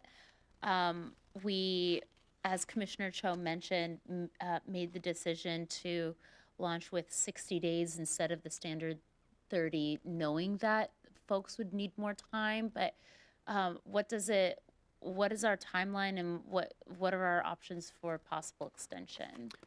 So the state requires a 30-day public comment period for an EIS and allows up to a 14-day extension. And as we've noted, we have a 60-day public comment period. We really want to hear initially what individuals are interested in through the comment period. So far, we've received about 20 public comments. Half are very positive, build these as fast as possible. Others are, please extend the timeline. Others are, it's noisy around my house. So the more we can hear about what those impacts and considerations are, the better. As Commissioner Feldman alluded to, is most of the analyses within SEPA is not new. So at the release of the NEPA final EA in November, a large majority of the information that's within the SEPA EIS was released at that point in time. In general, I could say the new information is about 2.5 binders, most of which are large data sheets specific to the dispersion modeling. So we know if it's of interest. I have an IOU to go back and look at what are options for addressing the comment period, and we'll be coming back to you, commissioners, to look at those options. Thank you. And if I could just add a couple of comments, Commissioner, this is one of the reasons why we did take advantage of an expansion of resources, which is to put more feet on the ground, more people engaging directly into our various communities, making presentations and moving people towards not only the information, but also what are their areas of interest and how to help support their ability to comment, make sure that the information is transparent and accessible to them. So I'm sort of hoping with a lot of foot soldiers that we can really buttress that engagement and take advantage of the 60 days that we have set. But we're pretty nimble as well, and we want to pivot and do what we need to do to have it be a satisfying, hopefully informative exchange of information with our communities. Thanks. Okay, I want to give Commissioner Mohammed an opportunity if she'd like to make a comment or raise a question. Yes, thank you for the time, and thank you to the staff for the presentation and also the public who've provided comments and have expressed interest on this topic. I had two questions. One was from slide 22 regarding environmental justice. Sarah, you mentioned that the projects will impact noise and traffic. I'm not using your words word for word, but something along those lines, that the projects will impact noise and traffic. Are these impacts expected to be caused directly by the projects themselves, or would they occur regardless due to projected increases in airport activity, travel demand, and population growth that we've heard in the beginning of this presentation? So Thank you for clarify that. Sure. Would be helpful. Thank you for the question. Yes, noise and traffic will increase at the airport independent of building the near-term projects. As mentioned, the operations will continue to increase, and that goes along with the surface transportation as well. So even if the near-term projects were not built, those would continue to increase. Okay, thanks for that clarification. That's helpful. I wasn't sure if you were talking about the specific projects, but or the overall issue in itself, and it sounds like the overall issue. Then my second question was around language access, and I know Commissioner Hasagawa already spoke to this. Obviously, language access is a core equity value that we share at the port, and I just want to thank the staff for centering that in this work. And there's always obviously opportunities to make improvement and change approach over time, but just the thought that has gone into that is obviously real, and want to express gratitude around that. My question is, if someone were to request a full translation of the document, how is that going to be managed operationally or procedural-wise? Has that been thought of? Do we imagine, has that request come through to us? And let me just say that, both the City of Seattle and King County both have really strong language access policies in place. And I say that because I've worked on those policies myself. But those policies specifically say that they do not go for a default translate everything, but that it is really on a request basis and more of a targeted approach to prioritize resources for where the needs are the greatest and where the translation can have the highest impact. And I feel like that is the type of approach that the staff has already taken. But we are obviously hearing from the public and some folks who are talking about language access in this moment, and it seems like maybe requests will come through. And so I just wanted to know how you all intend to manage those if those requests do come. Thanks, Commissioner. We do expect it.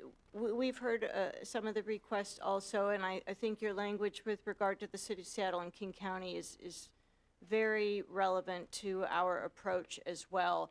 I would also say that this is quite a technical set of information, and so we would, I think, first and foremost, go back to the requester and try to better understand for what purpose do you need the translation, how is it useful to you, what is there a particular area of focus that we can dive into and perhaps bring subject matter experts along, or focus on translating perhaps just the difference between NEPA and SEPA. It really is more about how is this useful to you. So rather than just a blank translation, what is it that we're really trying to help you accomplish? And again, this is why I believe that using community liaisons, using the outreach from community-based organizations who are on contract with us to assist, and going to a range of groups where they are, not just having them have to come to our meetings, will help us have that dialogue in how can we make this beneficial to you? What is it that you're wanting to accomplish, and that we can best support that, as you noted, with being mindful of resources and et cetera. So that's how I would see it evolving at this point on day 3 of the public comment period. Perfect. That's really helpful, and I think your approach is on point. It is really about balancing, being mindful of resource limitations, and that not every document or everything that's in that file is considered useful for folks who are limited English speakers. And so, really thinking about what will have the greatest impact when we're focused around translation is important.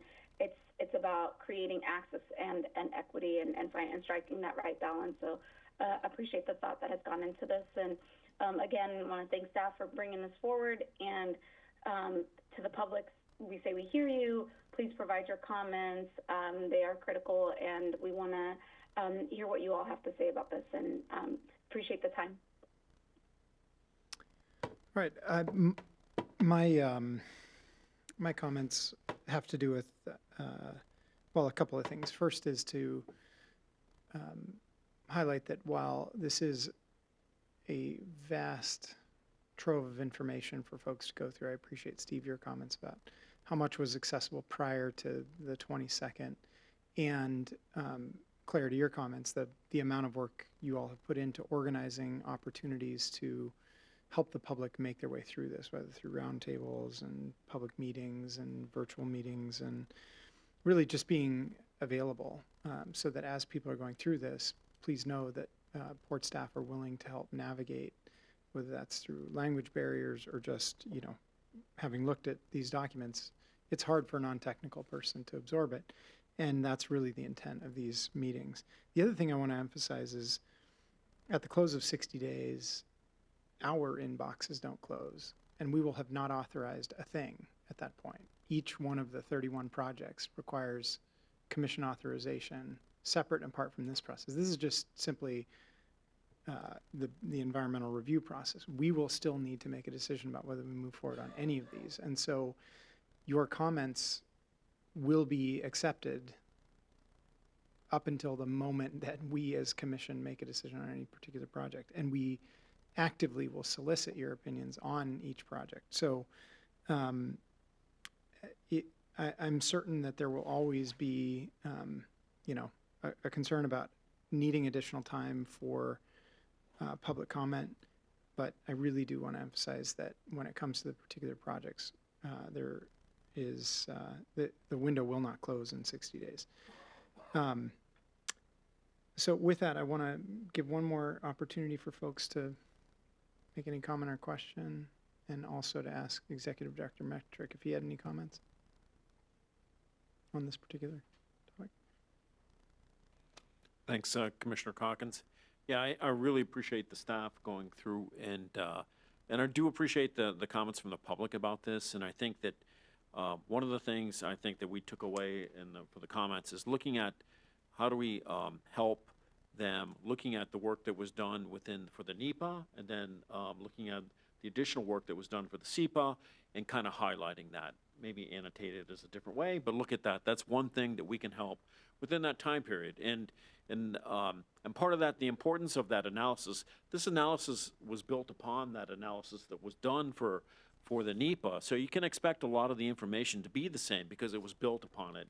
And as was pointed out in the presentation, is that they are the same category, so it would make sense that you build upon the same analysis and the same work that was done there. So I think that we can take that back. We will take that into consideration as we look at, as we see the comments that are coming in and hear the comments about it as we do that. But I do want to point out, it was said earlier, is that for the actual comments to be on the record, though, I want to call that out. It was mentioned there, but I just want to call that out as an important thing, is that that's where the official comments come in.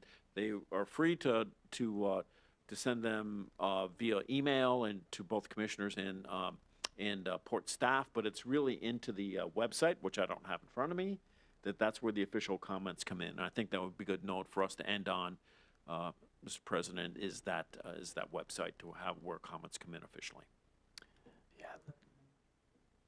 Clerk Hart, you mentioned it earlier, the email. I can mention it real quick. Okay, thank you, Steve. Somebody's got it. Thank you. The website where you can actually input comments is samp-sea.com. Okay. Or you can email samp@portseattle.org. Great. You can also send me a letter in the mail if you're so inclined. Wow. You can hand deliver it as well as an option.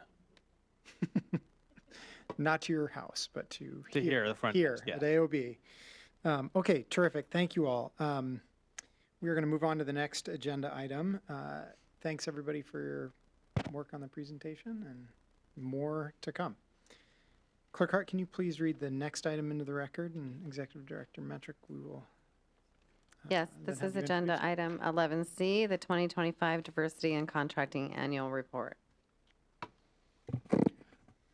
Commissioners, this report reflects our ongoing commitment to ensuring port contracting dollars create a real economic opportunity for women and minority-owned businesses across our region.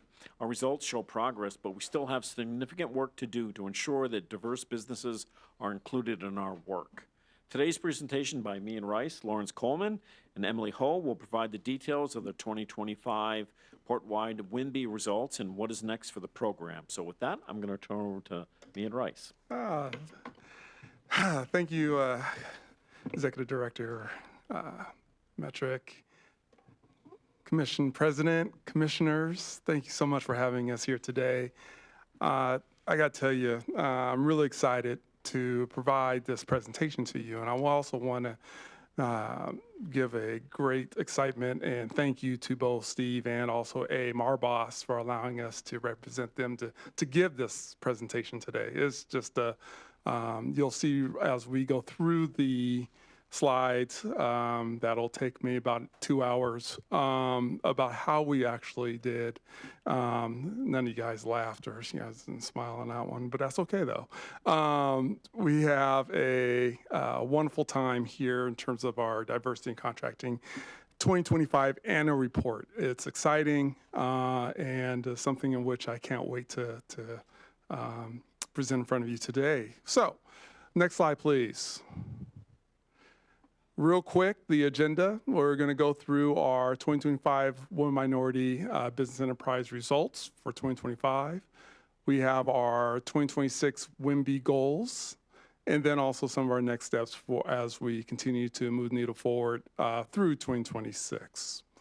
So before we get going in earnest and digging into 2025, I wanted to get to the next slide real quick.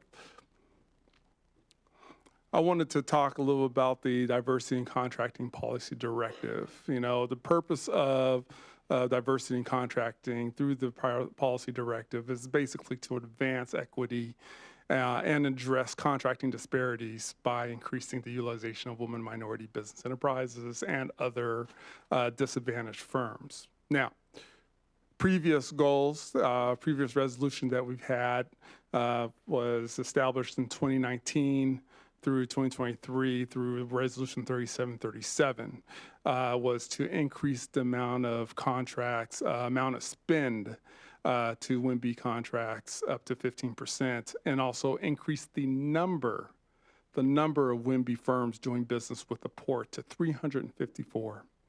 Now, 2024 came around and we had a gap year to assess how we did and from our previous resolution and how we done from the 15% and 354 businesses, how we worked with the community and also with the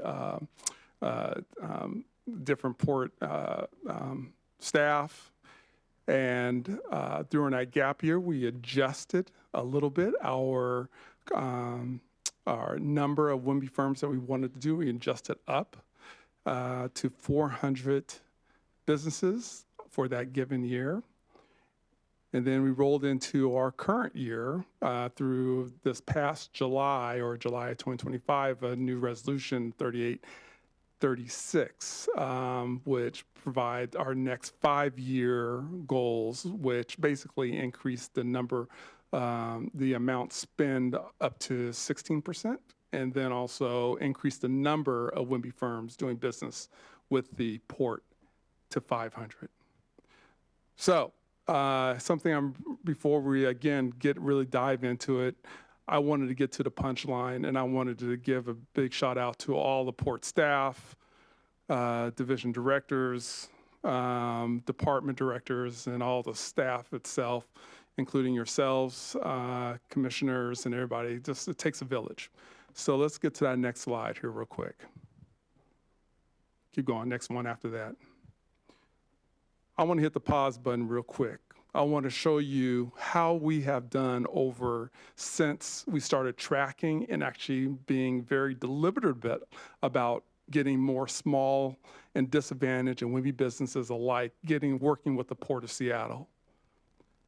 Look at that, from 2016 all the way to 2025. 2025, we hit our goals.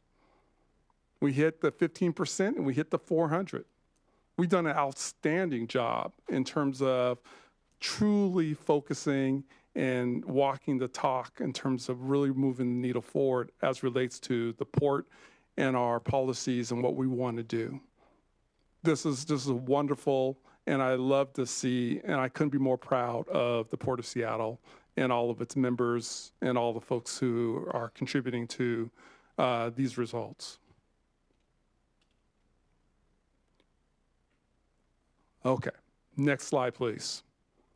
So with that, I'm going to hand the ball over to Mr. Lawrence Coleman to dive in a little more into the details as it relates to 2025. And with that, the ball is yours.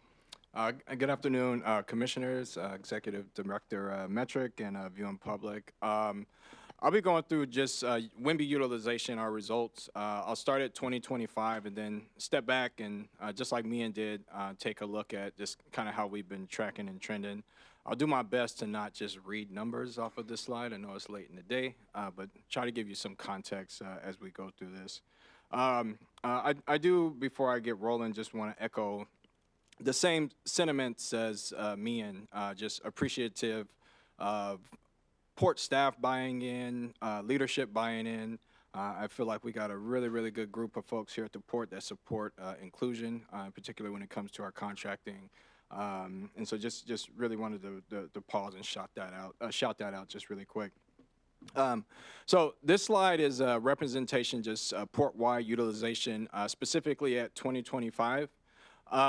So when we move down to just looking at the spend, I mean, nearly $1 billion in 2025 was spent by the Port of Seattle, and nearly, well over, 151 million went to women and minority businesses, so 15.3%. Mian is being modest that this is our highest utilization on record for 2025, and so again, shout out to folks buying in. We've come to this body a couple of times and talked about the importance of construction, and construction really came through in 2025 for us, and we'll talk a little bit more about that later in the presentation. But doing nearly 14%, right? You know, a lot of money gets spent on construction, and so when we get really good utilization, it helps us out overall. And then non-construction continues to do its thing, and we've seen some trends there when we talk about planning and such. You know, but I would say non-construction, which includes professional services, just various consulting, goods and services, continues to do its thing and stays kind of in that 16-17% range.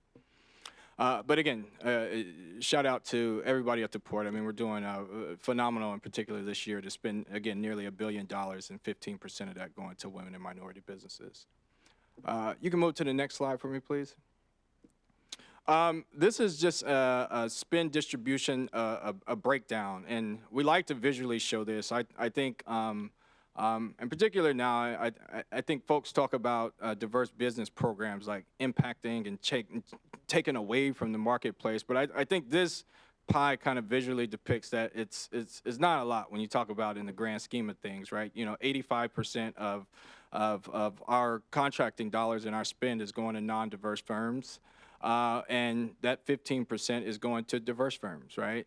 And so we like to start that just to really just give folks a visualization. We also like to share it because we like to share how things are allocated to various diversity groups in the bigger scheme of things. And so just starting at the bottom, minority males are doing about 9% of that 15%. Non-minority females, 5%. And minority females, 1%. And again, this will change from year to year. But again, this is just kind of just a bigger global look, and just visually when we kind of take a look at that, when you look at it as a pie, and found that that'd be helpful for folks to kind of grasp just how things are distributed. You can go ahead to the next slide for me, please.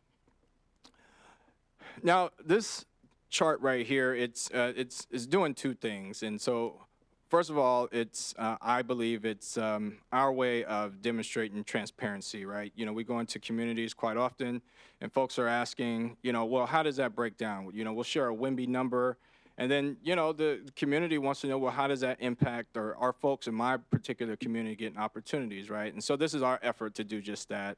I won't read all the numbers there, but just want to point you to the bottom at the legend to kind of give you an idea of who's earning what, and it's organized by color. That top chart represents spend in millions, and so as Mian alluded to, or Mian spoke to earlier, you can certainly see just progress, I think, is what I leave you with that. And it's going to change from year to year. We took a look at 2025, for example. And you see that Native American owned businesses earned about, you know, nearly 40 million, but you go back in 2022, there was 3 million. Now, is that a result of our intentional efforts or the contracts? It's the type of work, right? And I would say that's a lot of some of the pendulum swings, some of the changes. It is the scope of work. We like to take credit, you know, for some of those changes, but some of those changes are really the result of some of the work that we're doing. I would say the number that we probably have a really good opportunity to influence is in that number of WIMBY firms that we work with, right? And so that's that discretionary spend. Those are that P card spend, you know, with those various buyers. And so as we kind of move forward in the slide, you'll see a breakdown of corporate. But a lot of that number is attributed to, I would say, even some of those smaller dollars. But again, this number will change from year to year. But if I could leave you with anything, I'd say is progress is what we're making when we talk about numbers, we talk about intentional utilization of folks in our community. You can go ahead to the next slide for me, please. This is another port-wide look, and this is specifically on construction, or excuse me, on non-construction. And so, as a lot of the port division directors will attest to, we're at their door usually about October or November, asking them to establish goals, and that's what this is a reflection of. What I appreciate about this slide and the way that we do this, it's not just one department that is responsible. It's this approach that the whole port is responsible, all the way up to executive director Metric, on down to the various ELT members. And I'd say that's what this is a reflection of. In 2025, again, we established goals, and the way I view this is we're a team. There's going to be years where aviation may not hit the target that they set, but corporate might. Vice versa. Maritime may hit it, but economic development may not. And so it's not necessarily a reflection of folks didn't work hard. It's just the nature of sometimes the work that comes out. But I do want to attest to the various planning and the efforts that divisions and departments make to try their best to forecast to utilize women and minority businesses throughout the year. You can go ahead to the next slide for me, please.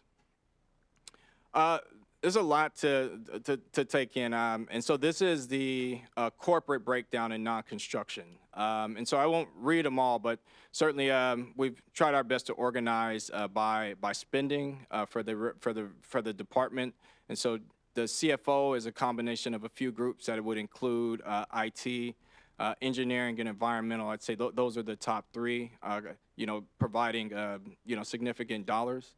As I spoke to earlier, I like this slide because it shows, again, accountability. It shows that we're all in this together. And so a lot of the spending, so you might not see a lot in, let's just say, a smaller unit, but you might see 10 firms that were used, right? And so everybody has an opportunity to contribute. And again, the same kind of responsibility and accountability that the divisions have, the departments have as well, to establish goals on a year-to-year basis. Our team works with them to try our best to support them in achieving those goals. But again, if I could leave you with anything, I'd say that this particular chart speaks to the utilization of the women and minority businesses, the number goal that we established, which is that 500, and in some years 400. Go ahead to the next slide for me, please. A few takeaways. Construction produced 60%, over 60% of WIMBY dollars in 2025. And again, as I mentioned, we knew that construction would need to come through in a big time way to continue to increase utilization, and it did this year. Port construction delivered, $85 million in WIMBY spend. That's 13% of the $660 million in total spend. And again, that's a record for construction spend. I'm not a causation person. I'm a correlation person, right? And so, but we do know there's some things that we see in correlation with increase in construction spend, at least for the port. And those are with alternative delivery projects. We find some really good utilization when we do see alternative delivery projects such as GCCM, and some of those came through in a big way for us. Highly specialized contracts are still a thing, and rightfully so, right? We're a big, complicated place, and it takes sophisticated, folks and work to get it done. And so, but those do still impact our utilization. And then I'll just move us along just really quick. We saw, and we still continue to see large service contracts, such as janitorial, facilities maintenance. They're driving significant utilization. And we're also seeing prime contractors that are WIMBY show up on some of these contracts. Go ahead to the next slide for me, please. I won't talk in detail about this a lot. I think Mian touched on this earlier. But again, we just really wanted to show just progress. And so just from 2019 on, we're continuing to make progress. I'd say with non-construction, the utilization, I think, tends to keep up with the spending, the WIMBY utilization, that is, and it's pretty constant. I think we're always looking at things that impact us. I feel like we are kind of in this stagnant place, and so we're always looking at ways to figure out how to increase utilization, or if this is what it is, right? And so, again, if I had to say to wrap up, 2019 to 2025, I think it's a story of progress, and it's continuously steady. Go ahead to the next slide for me, please. And I'd say construction is probably our biggest story in 2025. And I think in years spending with diverse businesses hasn't kept up with spending that the port had as it went high. It didn't necessarily keep up with WIMBY utilization, except for the last 2 years, right? And so I'd say in 2024 and 2025, we saw that spending be in line together and in sync. And so, again, I think it speaks to a couple of things. Again, the scope was certainly right for folks that were interested in doing business with us. The delivery methods that we had, such as alternative deliveries. And then, as I transition, I want to give a shout out to outreach, communication, and training. And I think the port does a great job of that. And with that, I'll pass my time over to Emily to talk a little bit about some of those efforts that support, some of these businesses that want to do business with the port. Thanks, Lawrence. Good afternoon, Executive Director Metric. Good afternoon, Commissioners. My name is Emily Ho. I am the Community Engagement and Training Program Manager on the Diversity and Contracting team. Our goal in training and outreach are threefold. Number one is just making sure that firms are aware of our opportunities here at the port. Also, next slide, please. Number two is making sure that they have the resources and the information that they need to successfully pursue those opportunities. And number three, that those who are ready can actually scale up and grow their businesses. I do not do this alone. I do it alongside my colleague Kelvin Donkwa, with the support of our small but mighty team of 9 on the diversity and contracting team, and with the incredible collaboration and support of our many port colleagues, the ones who are actually spending the majority of that $990 million last year. So for 2025, we continued many of the things that were very successful, a few of them being our Accelerator Small Business Mentorship Program. We also attended many community engagement events, 10 plus, and also had a number of PortGen First Look webinars and networking events. 6 webinars in total and 4 networking events highlighting 13 projects across the port that are really have a lot of opportunity for small and diverse businesses.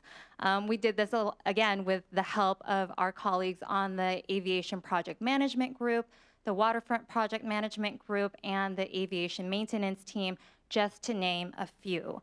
So those were the things we continued. Some of the new offerings and programming that we had in 2025 was one-on-one speed networking that we introduced to our Aviation Industry Day that was super well received by the businesses that participated in that. We also instituted new PortGen 101 orientation online webinars in collaboration with the Central Procurement Office that were really well attended.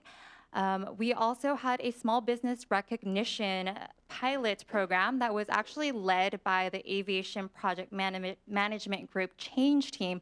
So they took this on, and it was their idea, and we just kind of tagged along and was like, let us help you. Let us, this is such a great idea of recognizing small and diverse businesses. We collaborated with them on that and recognized, I think, 4 businesses at our end of year events last year. And then one other new offering that we had was the agreement that we had with Tabor 100, where we now actually have weekly office hours in Tukwila at the Tabor 100 hub, alongside many of our other government agency peers, to actually be on site to just meet any business who wants to drop by and is interested or has questions about contracting at the port. It can be really daunting to come to our offices, though folks are always welcome, but it's totally something else to actually be in community and accessible on a weekly basis every Wednesday from 10 to 2 at Tabor 100. So the results of some of these many efforts is we had a higher number of PortGen attendees than we ever had before at 284 unique WIMBY businesses. We also had our highest number of new WIMBY businesses that registered onto Vendor Connect, which is our contracting portal, at I think 137 new WIMBY firms. So that's some of our 2025 training and outreach activities and outcomes, and I will hand it back over to Mian to provide a whole summary about 2025. Well, thank you, Emily. It's been a lot of work. Next slide, please. So just in general, here's a report card, and I think you heard it already, and I don't think I need to reiterate a lot of this, but I got to tell you, total wind utilization, we've reached that record high of that 15%. Construction utilization, I'm going to say 14% there, 13.8%, I'm just say 14. Spend record amount of dollars. Some of the challenges, I think a lot of you guys know, some changes up in the Beltway or the federal side of the coin, and they're tinkering with the federal DBE program, which is the federal small business program. There's still some challenges regards to some of the specialized work out there. Just a lot of it's high dollar, but low wind availability. Quite frankly, now we're starting to the point of saying too many trainings. You're calling us up again. So there's some little bit of training fatigue starting to creep in a little bit. And then also just to continue to increase in the number of firms partnered with each other, with us annually. It's something in which we don't know where that plateau is going to be. So we're continuing to push, hence the new goals that we had from trying to get to that 500. So where is that level?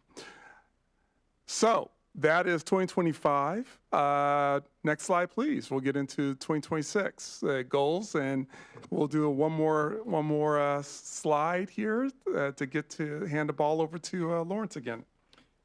Appreciate that, Mian. 2026, and so every year we carry on the goals that were established in the commission directive. And so 500 firms utilize, 16% wind utilization, 14% construction spend. However, what's below you this is the intentional work that I spoke to earlier about the various planning activities, the forecasting that the various departments and divisions do. And so aviation, 14% is their target for 2026. Economic development, 5%. Maritime, 14%. And corporate, 18%. And again, corporate is that combination of all those various departments. With that, turn it back over to Mian to take us home. Okay. Next slide, please. So actually this goes to Emily. And Emily, go ahead, and why don't you handle this one? Yeah. Training and outreach for 2026. So we're incorporating a lot of the feedback that we've received in the past to make training and outreach even more accessible and even more relevant to folks. And so that includes our accelerator mentorship program, which again is super well received. And a lot of the participants often ask me, how can we have more of this? And we actually are joining on to the capacity building mentorship program. So we're having another mentorship offering. And this one is done in concert with Sound Transit and WashDOT, who have been doing this for a few years now. And we're joining along with the City of Seattle and King County. Executive Director Metric signed this agreement earlier with the consent of the commissioners earlier this year. And we're really excited to have this new mentoring opportunity where mentor and protege pairs are actually working alongside each other with official MOUs for a duration of 2 years. Another exciting new thing that we're doing is instead of division-focused industry day, we had aviation industry day, maritime industry day, and actually aviation industry day, the last one we had, it was in this exact room, and it had over 250 people, I think. It was standing room only. The conference center staff, who are amazing, were like, you can't do this again because we have fire codes that we need to actually, abide by and keep folks safe. And we also heard feedback that construction companies they were like, I want to meet other construction companies. I don't necessarily need to meet also design primes as well, and same with design firms. And so we went a different route this year. We're doing Construction Industry Day Architecture and Engineering Industry Day, along with other design disciplines, as well as a Goods and Services Day. Construction Industry Day already happened at the end of March. It was incredible. Architecture and Engineering and Design Day is happening next week, June 2nd at Pier 69. And we have received incredible feedback about this new format so far, and they include even more opportunities for firms to do one-on-one speed networking. So not only the construction firms are doing that, that is being offered for the architecture and engineering and design firms as well. And then lastly, we're engaging a lot more with our colleagues across the port. We were engaging a lot with Aviation Project Management Group, Waterfront Project Management Group, but there's a lot of spend that's happens outside of those groups as well, and we're engaging more with those teams and working alongside them as well, and highlighting the many contracting opportunities that they have. So shout out to Port Construction Services, the engineering team, aviation facilities and capital programs, and our environmental programs colleagues for joining us and highlighting the many opportunities that they have. So that's 2026, and I will hand it over back to Mia. All right. Well, thank you, Emily. Last but not least, we'll get into next slide, please. Thank you. Next steps. So one of the big things that we're really trying to do here is to see what we can do about expanding small business and WIMBY participation on our specialized scopes that we kind of mentioned earlier. We also want to continue to expand our direct contracting opportunities with A&E firms, more specifically. And then also one of the things that, or I say a number of things, sometimes when you're dealing with small businesses, cash flow is king.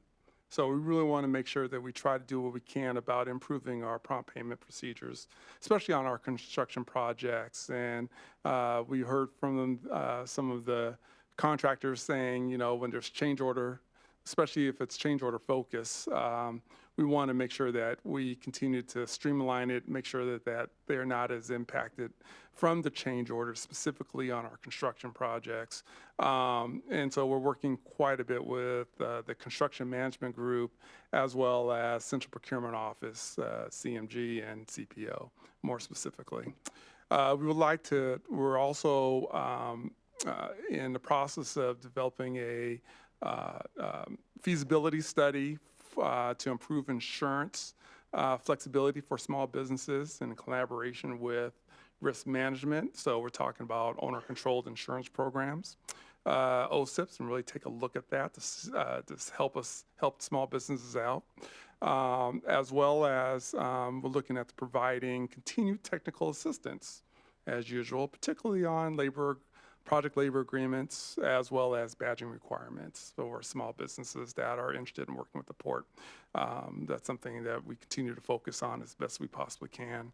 And then also continued partnership with other government entities, especially when we're dealing with the federal DBE programs itself and the Beltway and some of the changes that are happening out there and across the nation.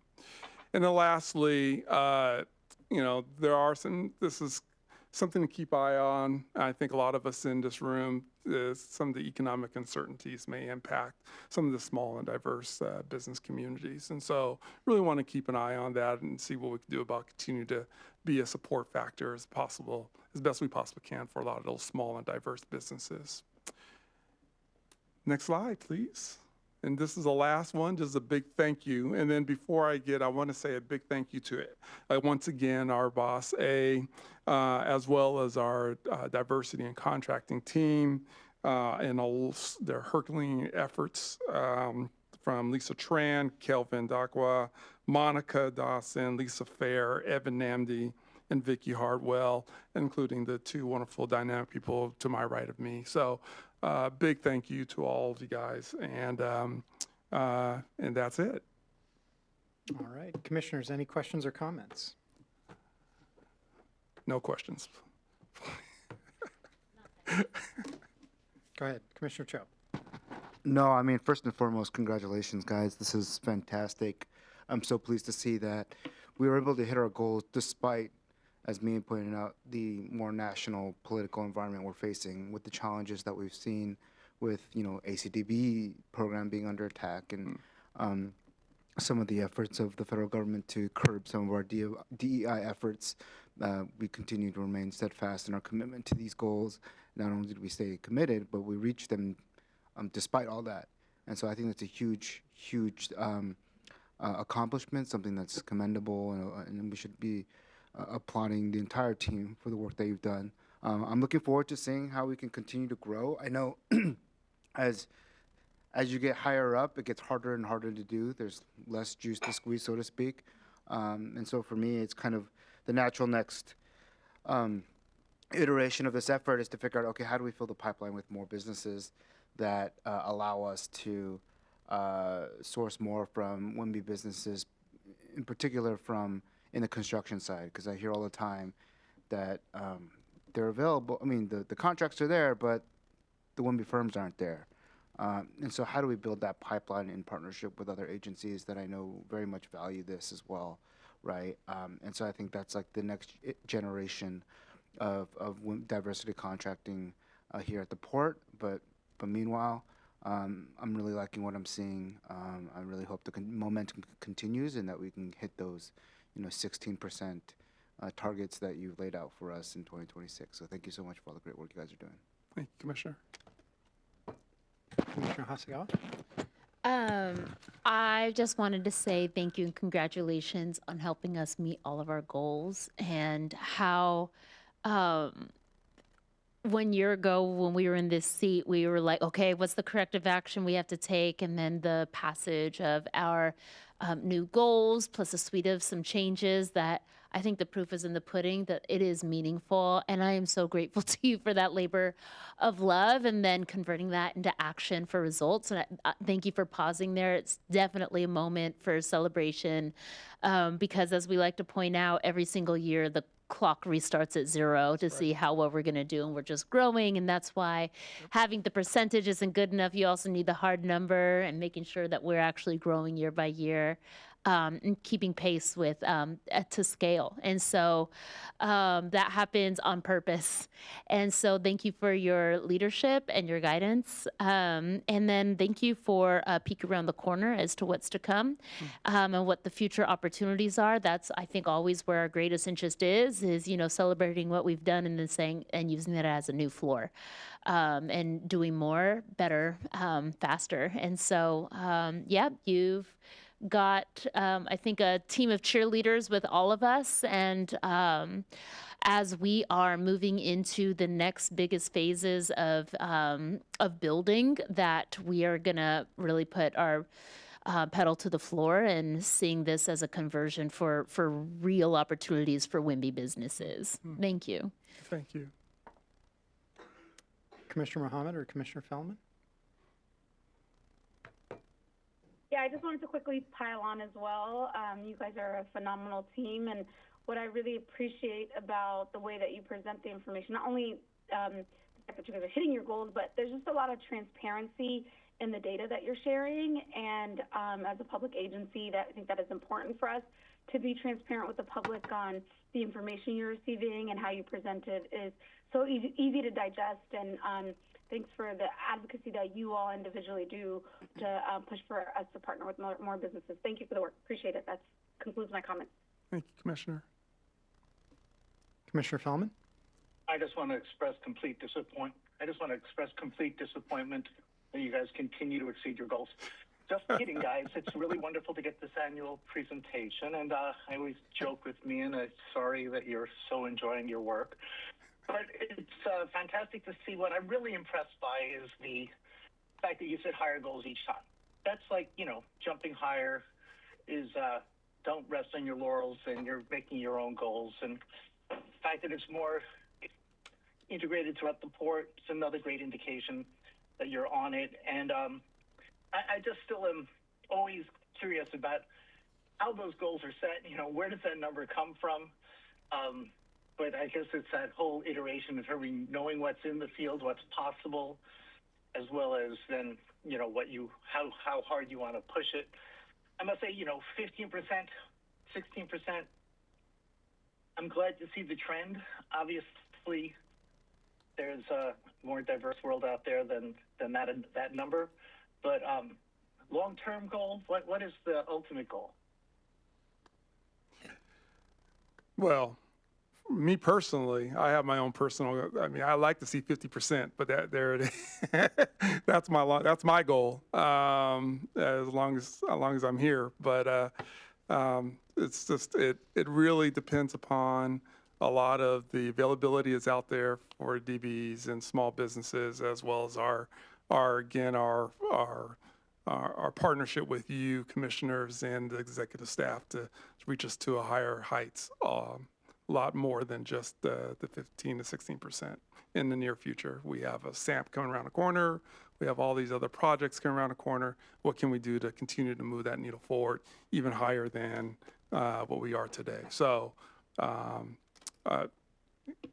know, I would love to see in the next, quite frankly, in the next 10 years, 20 years, I would like to see us double or triple it.